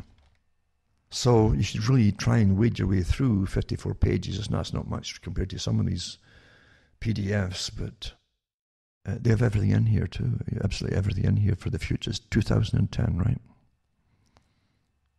That's quite good. And how they would manage the world, and bioethics eventually. The one recently came from Rockefeller Foundation, and they're running the bioethics commission for the COVID stuff, and how I've got articles here how the hospitals, guidelines for the hospitals, and who to treat, who not to treat, and how they would monitor people who came into hospital, and they would work out life expectancy if they did or didn't treat the person, and all that kind of stuff. Your age was how to. I've said it for years. You're already getting categorized all the time by your age. Any disabilities at all, there's even aging problems, are all categorizing for you for treatment or no treatment when there's a scarcity of medication. They say these are official documents put out to all the hospitals in the States and Canada and elsewhere, of course, because we're all on board together, aren't we? And the folk don't know it. They haven't got a clue what's really going on, Also, Peter Nygaard is interesting too. The fashion mogul. I don't know. I've never seen him before. He was arrested in Canada amid sexual assault allegations. And he said that he's a fashion tycoon. His ex-girlfriend allegedly acted as his madame. And Peter Nygaard was accused of hiring a sex worker to rape his teen sons. Nygaard employees scrubbed computers amid FBI raid, lawyers claim, inside the twisted world of rapist designer Peter Nygaard. And a book has been put out too, I think, as well about it. Anyway, a 79-year-old Finnish-born designer and businessman whose women's apparel company was headquartered in Times Square in the States is accused of fueling his near-daily need for sex with victims as young as 14. So he's living in Canada. He was nabbed in Winnipeg on Monday at the request of the U.S. feds. Manhattan prosecutors had been investigating the grey-maned magnate at least since February, when they raided his headquarters after a slew of women sued him for alleged sex abuse. And the allegations go back as far as 1995. And harm to his victims include not only economic and psychological harm, but also numerous instances of non-consensual sex, including non-consensual group sex, attempted forcible rapes, and drugging of victims. And of course, they lured in the young females to put them in the payroll as models and assistants and so on. It says, yeah. And they had the pamper parties or gigs known for their free food, drink, and spa treatments, etc. in California and the Bahamas. It says too that he would use a girlfriend or employee at his eccentric parties to scout out fresh victims who would then be forced to have sex with him and later receive hundreds of thousands of dollars in cash. But anyway, that's one article, but there's been another guy too, another in the same kind of trade, I guess. And I think it was Jean-Luc Brunel, model scout and trainer of Jeffrey Epstein, arrested in France on rape and sexual trafficking charges. And that's December 17th, New York Daily News. So they're definitely going after some people. I don't think these stories even grab people anymore, because we're living in such a degraded society now anyway. Folk watch a lot of this stuff on regular entertainment, and then you're reading about this and they're saying, well, what's the difference, you know? I don't think you can shock people so much. That's why they have to end up getting really good children. Once no one gets upset about children getting used, then it's all finished for everybody, because we're so jaded and debauched by the cultural and the culture industry. A war on the people. Everything you take for granted as part of the war apparatus is used upon you in culture, you know. And again, you think it's all quite natural simply because it exists, you know, the culture industry, your music, your movies and all the rest of it. It's all managed the same way, you know, for different purposes than you can possibly imagine. And to keep you living in the land of the muses. You know, you're amused.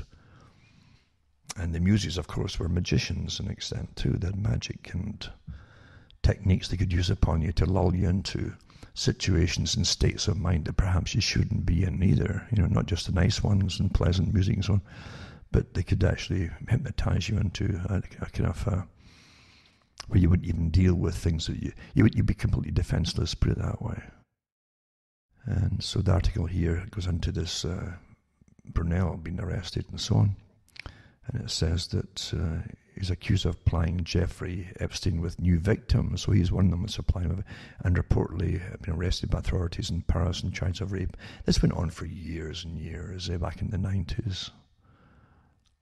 I remember there was a good documentary put out in Canada years ago on the model industry, and it did follow some of these recruitment agencies for models, and you saw the same characters. I'm surprised if Epstein was one of them, but you definitely saw the same characters traveling across the world. They had all these competitions all the time for by these model agencies, and you would see the same guys acting as judges. And then at the end of the program, they showed you these young females that were 15, 16, who were all they'd all been used for sex, and quite a few of them by that time very quickly were addicted to cocaine, you know. And that was just the way it was done. So as we go on for years and years and years, society was getting more debauched and debauched and debauched. And again, even when people claim that they've been abused, it doesn't have the impact that it would have maybe 30 years ago of things that came out of then, you know, or 40 years ago. Nothing shocks the public now, as I say, when they're watching stuff in entertainment and under the guise of fiction along the same vein, you know. And doesn't speak well of people, does it? We're a sad lot indeed. We truly are. Now here's the article I mentioned earlier it's from Johns Hopkins Center for Health Security and National Organizations. And it says, call for action to implement crisis standards of care during COVID-19 surge. This is bioethics, you see. And it says that it's sent out to hospitals and health departments and all the rest of it. And it says that, so the Johns Hopkins Center for Health and Security and 8 other national organizations have issued a statement calling for immediate action to implement crisis standards of care, CSC, right? During the current COVID-19 surge. By the way, they've had these standards, some of them already long before COVID. But what it means now is they're vamping them up, adding to them, and it's going to be permanent eventually. See who you treat, who not to treat, regardless of what the problem is. CSC occurs when healthcare resource shortages, such as staff, hospital beds, and medications, are severe enough to require a change in conventional standards and processes care. Many hospitals and localities are experiencing such shortages now. When limited resources require tough decisions, CSC plans to ensure the most good is done for the largest number of people. It's situation ethics and so on.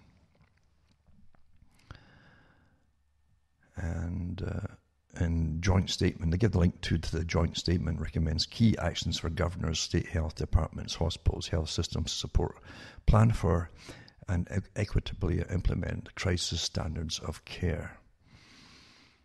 And it says a list of the CSC tools and resources also available. And they tell you that so that they lay it out for you where it's going to go and so on, who we treat, who not to treat, and all the rest of it. All the links are on this article, and I'll put that up for those who want to peruse it and see what's already been planned pretty well, and where it's all supposed to go from here, basically.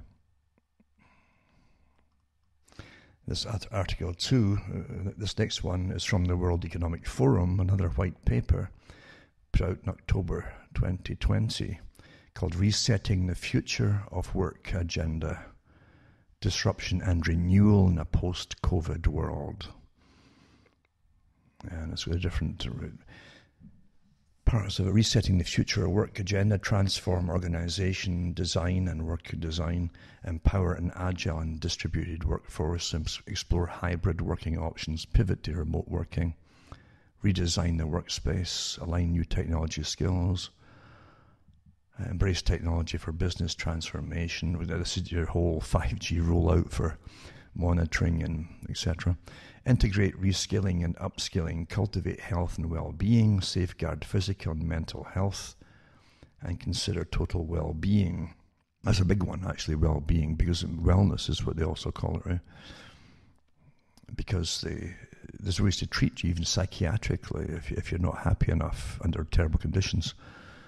That's all part of that too. Enable safe return to the office, build human-centric leadership culture, empower local leaders and improve communication. This is your NGO groups and some coming into it. Your new apparatchiks, in a sense, you call them. Enhance employee listing and enable human connection. Re-emphasize diversity, equity, and inclusion. Again, all this meaningless drivel. Embrace stakeholder capitalism, protect workers, reimagine, just like reimagining education by Bill Gates, reimagine layoffs, right? Responsibility, integrate gig workforce, GIG workforce. So integrate it, a call to action, etc., etc. No one voted in this private club, the World Economic Forum, but again, you can see it's part of the deep state, obviously, working with the climate agenda too, and sustainability. It's all the same agenda, exactly the same agenda, folks, with different faces on it to fool the public. That's what it's all about. And most folk never figure it out. But I'll put it up for you, for those who want to go look through it. It's a PDF. And some folks do like to just know things like that, right? Bill Gates' family eugenics in COVID-19. Can't fully understand Bill Gates until we know about his and his father's agenda to depopulate our world. A lot of the stuff is stuff I've talked about for years, about Bill Gates and the agenda, eugenics and all that. And Sir Francis Galton, all the stuff I talked about years ago, etc., etc., etc. But if you want to go through it, it's up to you. And also, this is a weird one. And it's pro-death group, right? Pro-death groups. It's euthanasia. Recruits Satanists in an attempt to take over Canadian pro-life palliative care hospice. This is mainstream news, eh? And it's in a couple of articles. And so euthanasia activists are reaching out to their allies, including Satanists and atheists, in an attempt to force the hospice to lethally inject sick patients. And I thought, like, surely not. This is overblown. It's not. It's actually it's in LifeSite News, but it's also in other mainstream newspapers too, Canadian newspapers. So in Delta, British Columbia, December 18th, the euthanasia activists campaign to take over a Canadian Hospice Society because it refuses to lethally inject sick patients, and they're now recruiting memberships from the Satanic Temple. You can't make this stuff up, eh? And since April 2020, a local group called Take Back Delta Hospice, aided by euthanasia lobby group Dying with Dignity, has been attempting a hostile takeover of the Delta Hospice Society by going door to door in the West Coast community and signing up pro-euthanasia members. As part of a relentless campaign by euthanasia activists in the province's National Democratic Party government against the Hospice Society that began shortly after Canada legalized euthanasia in 2016. And insist that because the non-profit private society is not faith-based, it cannot claim a religious exemption from what they allege is legal obligation to allow euthanasia on site at its 10-bed Irene Thomas Hospice. The Hospice Society, however, is standing firm in its refusal to do so, citing its constitution, which does not allow any measures that would hasten a patient's death, and the fact that euthanasia is incompatible with palliative care. In response to the takeover attempts, the Delta Hospice Society launched a nationwide membership drive asking pro-life Canadians to buy $10 membership to the society. With a majority of pro-life members, the private society can then vote to amend its bylaws to stipulate that individuals who support euthanasia are not eligible to join. And it goes on and on and on, but you can see how they're trying to do it. They can actually, if they get from the Satanic Temple, they can see it's faith-based, you understand? It's one of them too. One of the reasons they're doing it. And I find out from the mainstream newspapers, it tells you that most of the members of it now don't even live in Delta now because they've gone way outside the area, you know. I tell you, you can't make this stuff up, can you? The times in which we live, indeed. I wonder if they'll put all this down in the history books. I wonder that part of it or not. And Scotland too, again, Nicola Sturgeon, travel ban for the people. Just like they fought for centuries to get freedom and then end up giving it all away to communists under the guise of Scottish nationalism. Oh, isn't it an amazing one, eh? It truly is.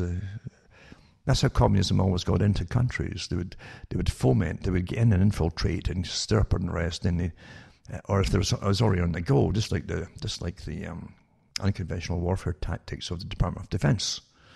You go in there to a country, find out who's disaffected by things, and then you sympathise with them, augment them with more data, more help, etc. But then for communism, you do a war of national liberation, where you demand and almost go to war to get national liberation, and then once you come out of it, you end up being a communist society, pretty well, socialist communist. The banks love it though, because you're just constantly borrowing from them. The big banks, the nation borrows from all the time. You've all heard about the major leak that came out about China, the Communist Party, and it says that a major leak exposed members and lifts the lid off on the Communist Party of China, having members all over the world, which they certainly do. There's no doubt about that, you know. This is containing a register with the details of nearly 2 million CCP members. China's Communist Party members has occurred, exposing members who are now working all over the world, who are also lifting the lid on how the party operates under Xi Jinping. Says Sham Markson, Ms. Markson said the leak is a register with the details of the Communist Party members, including their names, party position, birthday, national ID numbers, ethnicity. It is believed to be the first leak of its kind in the world, Sky News host said. And so they've got communist infiltration into all different parts of the country, in Australia and the rest of the world too, mind you, allowing infiltration of those companies by CCP members who have called on or answerable directly to the Communist Party, to the chairman, to the president himself, she said. And they worked their way into different departments of even Australian government positions and so on. And quite something, but I haven't seen them. I thought they were going to release all the names, but I don't know if they have or not yet. Can't find them anyway. And I mentioned earlier too about that Chinese vaccine that they'd given in Peru. It just turned out to be Peru right enough that it caused neurological problems. I'll see if we can put that link up too. It's a confusing site that they have, but it's an official Chinese site. It just shows you though that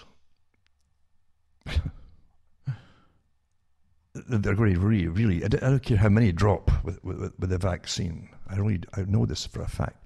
It doesn't matter how many collapse and get crippled or die. They're going to, again, they're resolute, just like warfare, because they are not at war with the public. And they're going to go all the way to deny it's happening as it happens. And how many folk are going to get just blamed for inflicting it themselves, or again, the wrong kind of genes or something? It'll be astonishing, but they'll keep at it until they can't just keep it quiet any longer. There's no doubt on that at all. For something that just doesn't kill many people. You might die, and that'll be in your system. You may have it in your system. You may just have a fragment picked up by a swab, but generally people aren't dying off it. They're dying maybe with that in it, and a whole bunch of other viruses to boot too that are there in nature. You see? You understand what's happening? It is interesting to me that how they're playing all this out, though, in your face like never before. There's no doubt about it. The deep state is everywhere. Now I'm going to do a few quotes from Bertrand Russell, just to reiterate the fact you're living in a script, something that was written years ago, with generations that come and go, all working towards the same agenda. And they make them into stars, like they do in this day and age, and Bertrand Russell was made to be a star. And I also remember the Fabian Society and many other societies, and the Macy Group, and worked with the Frankfurt School too, worked with all the different groups that were authorized to create a post-World War II new culture for the West. Interesting, yeah? But Bertrand Russell, and most folk thought he was left-wing and he was there for the people's sake. No, he wasn't. But again, you understand what true socialism really means from these guys' points of view. But his father was Lord Amberley, mother was Catherine Louisa Stanley.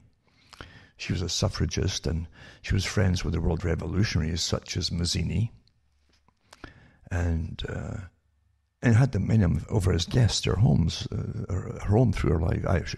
Homes plural, because I had homes too, you know.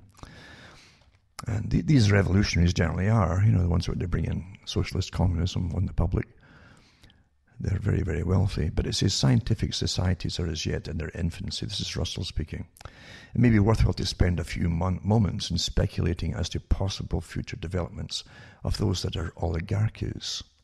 It's to be expected that advances in physiology and psychology will give governments much more control over individual mentality than they now have, even in totalitarian countries. Fichte laid it down that education should aim at destroying free will, so that after pupils have left school, they shall be incapable throughout the rest of their lives of thinking or acting otherwise than as their schoolmasters would have wished. He also goes on to talk about the sort of character, or maybe the end of characters, certain characters, depending on what they wanted. But it says diet, injections and injunctions will combine from a very early age to produce the sort of character and the sort of beliefs that the authorities consider desirable, and any serious criticism of the powers that be will become psychologically impossible. Gradually, by selective breeding, the congenital differences between the rulers and the ruled will increase until they become almost different species. A revolt of the plebs would become as unthinkable as an organized insurrection of sheep against the practice of eating mutton.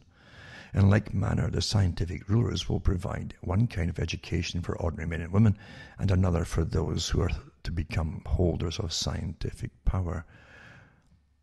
Ordinary men and women will be expected to be docile industrials, punctual, thoughtless, and contented. That's all your entertainment, everything, right? Of these qualities, probably contentment will be considered the most important. In order to produce it, all the researches of psychoanalysis, behaviorism, and biochemistry will be brought into play. You're witnessing all that today. Oh. This is 70 years ago. This is written. And it says all the boys and girls will learn from an early age to be what is called cooperative in school, groupthink in school, which they have today. Dress the same, look the same, and behave the same opinions. It says to do exactly what everybody else is doing. That's what cooperative means. Initiative will be discouraged in these children, and insubordination without being punished will be scientifically trained out of them. Second, as regards population, if there is not to be a permanent and increasing shortage of food, agriculture must be conducted by methods which are not wasteful of soil. Increase of population must not outrun the increase in food. And again, that was the Malthusian idea that one day you'd be standing on top of each other's heads, which isn't true either, you know. And that there should be a world authority that would deal with food and dole it out to each country in turn to keep the population down. And if you increased your population, they'd stop feeding you until you decreased it yourself by force or whatever means you decided. Right? And this is all discussed even with the United Nations eventually. All these techniques I'm mentioning now. When they said that in the United Nations, the minister in charge of agriculture said that agriculture and farming was too important to be left to farmers. You see, because food is a weapon. You can't have just free enterprise as normal. Food is a weapon. You know. And also he says here, our members who are so important that for their sake we should patiently permit this state of affairs to come about. Surely not what can we then do? Apart from certain deep-seated prejudices, the answer would be obvious. The nations which are presently increasing rapidly should be encouraged to adopt methods by which in the West increase of population has been checked.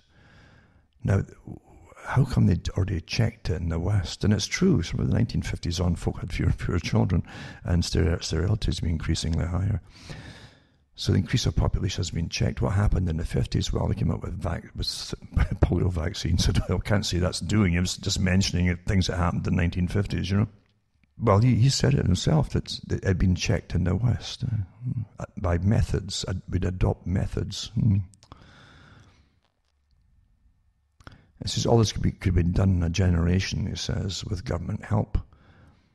And it says there are two forces opposing it. One is religion, the other is nationalism. And that's what you're hearing today. Under COVID, they're hammering churches. They're leaving other ones alone, but any Christians are going after churches because they're easy meat, easy targets.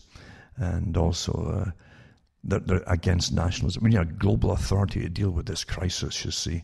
And the crisis that are going to come out of it, with rationing food, centralization, every centralization a la Marx by the big rich feudal overlords of the planet, eh? And he talks about war being disappointing and not killing enough people in his books too. And he does mention too of a Black Death, a pandemic, could be spread throughout the world once in every generation. Survivors could procreate freely without making the world too full. So there you go. There you go. You could have lots and lots of sex as long as you just didn't have the children and bring up the too many people. And he talks about wandering. He says, I'm wandering from the question of stability to which I must return. There are three ways of securing a society that shall be stable as regards population. The first is that of birth control. The second, that of infanticide, killing children, or really destructive wars, and the third, that of general misery, except for a powerful minority. And that's exactly what we've said at articles from the United Nations for years. Well, we can sustain a small minority, a very high standard of living, but not everybody. And that's what your whole Agenda 21 sustainability is about, by the way. To make sure that a minority can be kept like that, that kind of level of luxury. And the rest of you must just suffer in misery. There you go. There's your wonderful Lord Bertrand Russell, man of the people. Now, this article from Paul Craig Roberts sums it up too. Again, I've mentioned it, the authority. That's all you've got is the authority. This unknown authority just that tells you what's true and what's false according to the God that sits in the seat of the ultimate authority there of opinion and so on. But it's about that too, and it says, free inquiry, rest in peace. You can tell that the US presidential election was stolen the same way that you can tell that COVID is being hyped to serve an agenda. The way you know is that no explanation is permitted other than the official explanation. Twitter, Facebook, YouTube, and the press tube, print, TV, and NPR media censor all information that indicates a stolen election. Not even neutral election experts, heavily armed with facts and witnesses who've signed sworn affidavits under penalty of perjury, are interviewed by the prestigious media or permitted to post documentation of electoral fraud on social media. It is simply out of the question to give any hearing to evidence. That's true, isn't it? I mean, no court wants to even hear it. They're refusing to even hear the evidence of fraud. Some Democrat and prostitutes have even called for the arrest of anyone who says Biden did not win or might not have won if the evidence could be weighed. They want to make challenging the official explanation a crime subject to imprisonment. Same for COVID. As far as I can tell, there are more virologists, immunologists, and epidemiologists who question the seriousness of COVID than there are those who see COVID as a threat that justifies lockdowns, masks, mandates, and punishment for non-compliance. Yet the dissenting experts are not permitted to present their evidence to the public. Keep in mind that Fauci and Redfield are not great scientists. They're merely administrators of public health organizations. They're not in the same levels as their critics. Think about it for a minute. In neither of the two most important issues currently affecting the US, indeed one could say the Western world, the validity of the US presidential election and the reality of the COVID threat, is there any public debate? It's true, isn't it? The truth, there's no public debate at all allowed. Doesn't it strike you as odd that only one opinion, the official opinion, is permitted? The two most important issues of our time only have official explanations. The public isn't permitted the expert dissenting opinion. This doesn't bother you. You would think that there would be a variety of views about such important subjects and that evidence would be presented and carefully evaluated. Instead, all debate is foreclosed. Only the official explanation is permitted. This suggests that the evidence for Biden's win and for a COVID threat that justifies an economic holocaust is suspect and cannot stand the light of day. Therefore, no debate is permitted in order to protect the lie. That's obviously it, yeah. An uninformed reader might say that the courts have examined evidence and have rejected evidence of electoral fraud as insubstantial, and indeed the reader would have to be uninformed or misled by the lies of the press tube media. The fact is this: no court has examined the evidence. They refuse to do it. No state court, and not the US Supreme Court. The reason that the courts have not accepted the cases is that they do not want to have to examine the evidence, because the evidence clearly establishes that the election was stolen and that the theft was carefully planned in advance. The state courts in the swing states where the election was stolen are protecting the Democrats. The US Supreme Court refused to accept the case on the grounds that Texas did not have standing to bring a case. Clearly, there's been no judicial ruling on the evidence that the election was legitimate. The US Supreme Court will protect the establishment and the establishment's reputation before it will protect electoral integrity. So the evidence has been refused examination by the state and federal judiciary. So much for American democracy, so much for American rule of law. No such rule exists. Law exists only for the purposes of the ruling establishment. The power, not laws, rules in America. The US Supreme Court is an establishment institution. It makes controversial rulings only when it has the media on its side. Note that Hunter Biden's laptop, which we know for a fact indicates both his and his father's corruption in the sale of protection, is in the hands of the FBI, and nothing is done about Biden's criminal activity. The prostitutes claim that no such criminal activity exists. Apparently the FBI agrees. And it goes on with the fact that the system is so completely totalitarian and corrupt at the same time. But it is, isn't it? It talks about justice in America no longer exists. Justice is the retribution reserved for truth-tellers like Manning and Julian Assange. And justice means persecution and frame-up of those inconvenient for the establishment, even if the framed-up person is the President of the United States. Cover up for the establishment and you will be rich. Criticize their growing power over American citizens and you'll be made an example of what happens to those who are non-compliant. And then it goes on to say this too. The same in Germany, for example. Germany has closed down the German economy based on allegations of a COVID threat. There's little scientific basis for this drastic policy, and a great deal of evidence against it. The German people themselves have strongly protested against it to no avail with the new lockdown at Christmas. Our world is one of controlled explanations. Consider the large number. For example, as there are President Kennedy's assassination, Martin Luther King's assassination, Robert Kennedy's assassination, the Israeli attack on the USS Liberty, 9/11, Saddam Hussein's weapons of mass destruction, Assad's use of chemical weapons, Russian invasion of Ukraine, Iranian nukes, Russiagate, and other orchestrated charges against President Trump. The Western world emerged from the fall of the Roman world and the uncertainties of the Middle Ages to become eventually a civilization based in science and evidence, but today evidence no longer counts. What counts in the Western world today is emotion. If you have the correct emotions, you are woke. And know that Western civilization is racist and misogynist and imperialist, and that its white inhabitants are systemic racists who oppress black people for racist reasons. You know that the evil of the white race necessitates their overthrowing. If you are a white person, you are put in a position where social justice requires you to be put into a lower legal class with less rights. It's not considered hate speech to declare that witnesses must be erased. Isn't that the truth? We're seeing it all today, aren't we? The problem with the Western world is that many white people agree with their indictment. Deracinated white people lack the confidence to defend themselves, their history, their monuments, and their achievements. In a diverse multicultural society, deracinated races have little prospect. The defense of whiteness is defined as racist, and this is used to prevent the rise of leaders who would restore white confidence. And it says Jean Raspail's novel, The Camp of the Saints, foretold the future of white people. But yeah, we're seeing total war here, not from the grassroots, but by the ones who created the grassroots movements you're hearing about that have been rampaging and rioting and burning and looting. It's a colour revolution, CIA. See, that's what's been happening here. Now there's an article here by Mercola.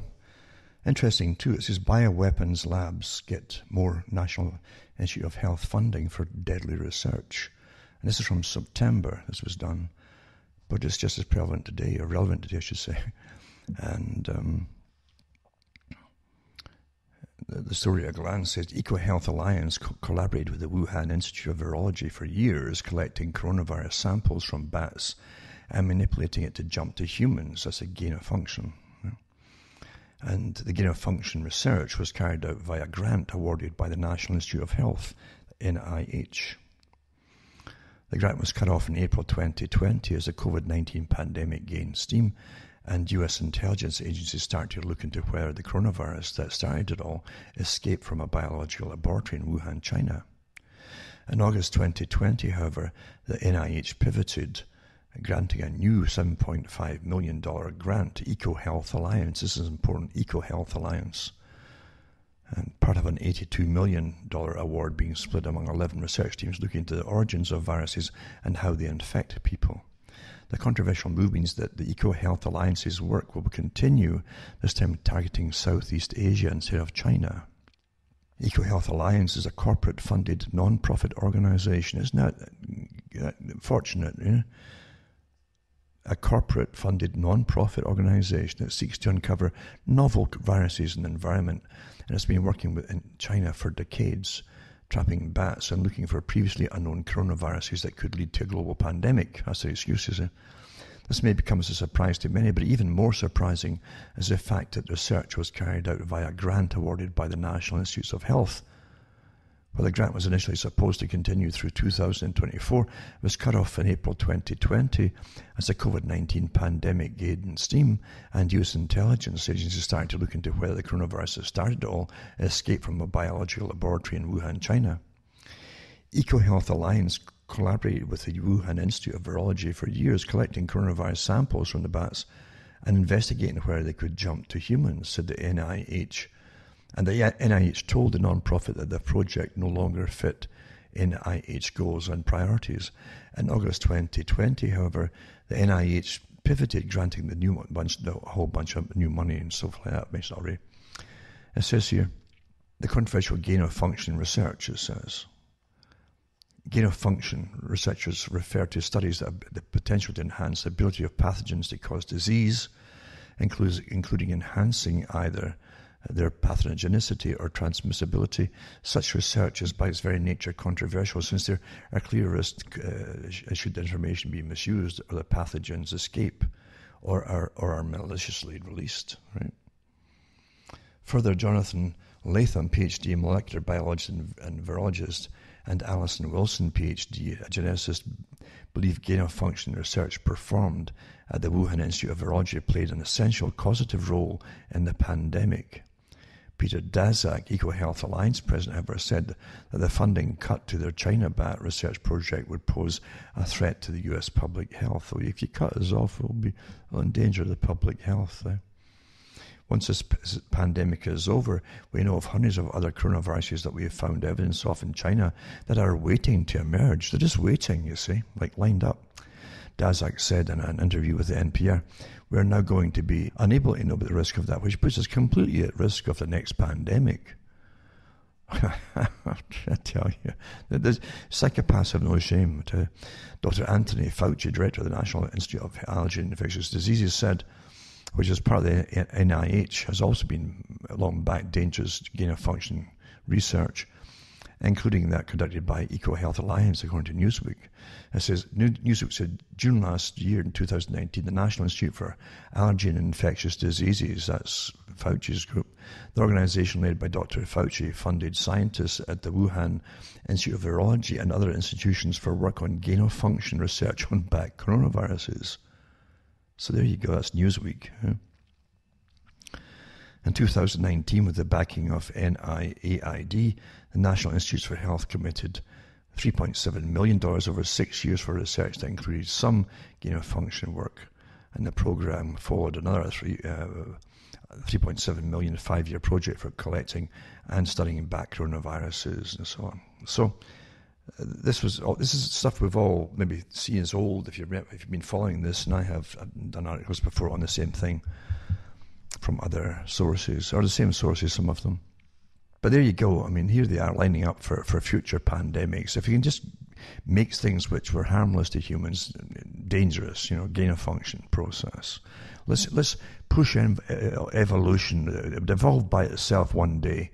It could be 1,000 years away or 10,000, but we'll do it faster so as we're ready for it. Right? This is the con that they're using. But it's really to do with biowarfare. They're the same labs. They're running the same labs, these particular types of labs across the world. And anyway, it's got that. Hundreds of scientists call for the end of the gain-of-function research in 2014 from the same article. And it says exemptions to this pause, eventually reviewed by a secret government panel, were nonetheless allowed to go forward. The ban was lifted in 2017. Yet between 2014 and 16, the NIH and Fauci-led NIAID continued funding gain-of-function research overseas at the Wuhan lab via Daszak's EcoHealth Alliance. It's just astonishing. This gets away with it and away with it and away with it, What's happening? It's just astonishing. And it goes into where they think that particular virus initially was, when they'd been brought over to North Carolina, to the university there. Since in 2015, the University of North Carolina collaborated with the Wuhan Institute of Virology, performing gain-of-function research in which bat viruses were manipulated to create a chimeric virus capable of binding to human upper airway cells. And they give the name of that particular virus, and they give a number, basically. But it was funded by the research was funded by a U.S. grant. But this wasn't mentioned by Nature magazine, which quoted Daszak as saying the findings moved this virus from a candidate emerging pathogen to clear and present danger. And then that National Institute of Health conditions for restoring prior grant go unmet, and so on, for EcoHealth Alliance. It's just you can't. You can't move anywhere without wading through incredible corruption and manipulation everywhere you look. That's so true. It's everywhere, folks. It's disgusting, and it's all through society, from all the brokers of authority, all these different institutes we have, from governments and everything else. Is just so incredibly corrupt.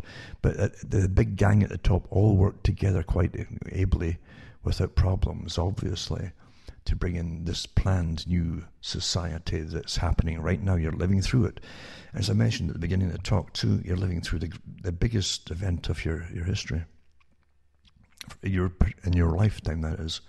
This is bigger than a world war, because world wars couldn't have achieved everything, all the outcomes that this complete reset, as they call it, the Great Reset, is going to do. Bring you right back into a pre-industrial society, never to go back to it. And a pre-industrial society with basically a subsistence form of living for most people. I hope you understand that. That was never achieved by World War I or World War II. But here you go, a perpetual debt you'd never get out of now, with the billions that are being borrowed every day and tossed goodness knows where, probably into the hands of the big richest folk on the planet already. Yeah, I bet it is where it's all going. But it's all put down for you to pay off, and your children, great-grandchildren, etc., etc. Total slavery. That's at the end of it too. Planned, executed, and rigorously applied by governments across the world, completely in lockstep with each other, sworn to this agenda, putting this agenda through. There's no doubt about it whatsoever. It's an evil, evil system, eh? And it truly is what they say, wickedness in high places in the Bible. You know, you're witnessing it. The cunning and the quiet development over many years to get this ready. If the climate change reason for depopulation didn't go through or was abandoned, this is the fastest way to accomplish it all. And that's what I started off to talk about. Oh, so many months left, so many years left before it's all finished. So we're all done for under the climate terrifying scenarios. Well, here you go. They've done it all. They fulfilled what they said to do at the last meeting, where they said the people weren't listening. We need something more drastic. Well, here it is, folks. You're living through it right now. And you didn't get to vote on any of it. You didn't get to say anything. If you try to say anything now, you get banned for saying it, or lambasted for at least mentioning it. There's no doubt about that. The authority, the world authority, the authority on everything, decides what they're going to say is true and what's false. Nothing to do with the facts, you know. What a time, though, eh? And I keep mentioning to people, don't crack up. I get lots of people who, all over the world, sometimes people never heard of before, or from before, and some people are cracking up, others are hanging in there and trying to do as best they can with all the lockdowns, etc. Some people, if you notice the newspapers, are suffering. Some have committed suicide by the newspapers at different accounts because they can't stand the lockdowns. Not just elderly people, but that too, but also young people as well. And we're supposed to go. That's all acceptable to the Bill Gates of this world, eh? And the Rockefellers that said, well, that's just you can't make an omelette without breaking eggs, Yeah. Acceptable fallout from it all. Evil, evil time indeed. And really, it's up to the people how far they're going to bend over here, because you've got masks everywhere else applied to your body, and they're going to put diapers on you and yada yada yada. And they're not, and it's nothing to do with stopping you from getting the disease. They say that themselves, from the makers of the vaccines. It won't necessarily stop you getting the disease, or spreading it for that matter, even after the vaccine. It's just astonishing.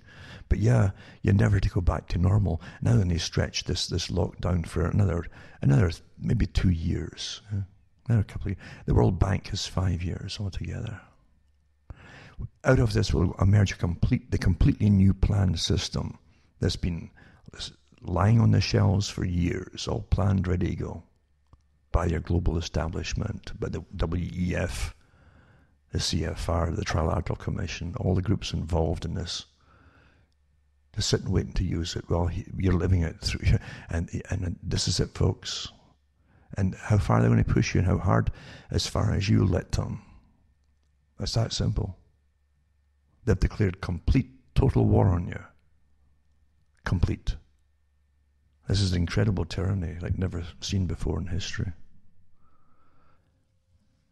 Now I'm going to put a link up tonight too to a video of Dr. Vernon Coleman, who has come out with a little clip. It's not long, a few minutes, talking about the reports coming in already from adverse reaction to the vaccines in the States and elsewhere, I guess. And he works out how many people per thousands come down are scheduled to come down with problems, judging from the statistics from the actual advisory group that's managing all of this for the CDC. And the information is from the U.S. Advisory Committee on Immunization Practices, ACIP, of the Center for Disease Control. So it's from the official sites themselves, the information is coming from.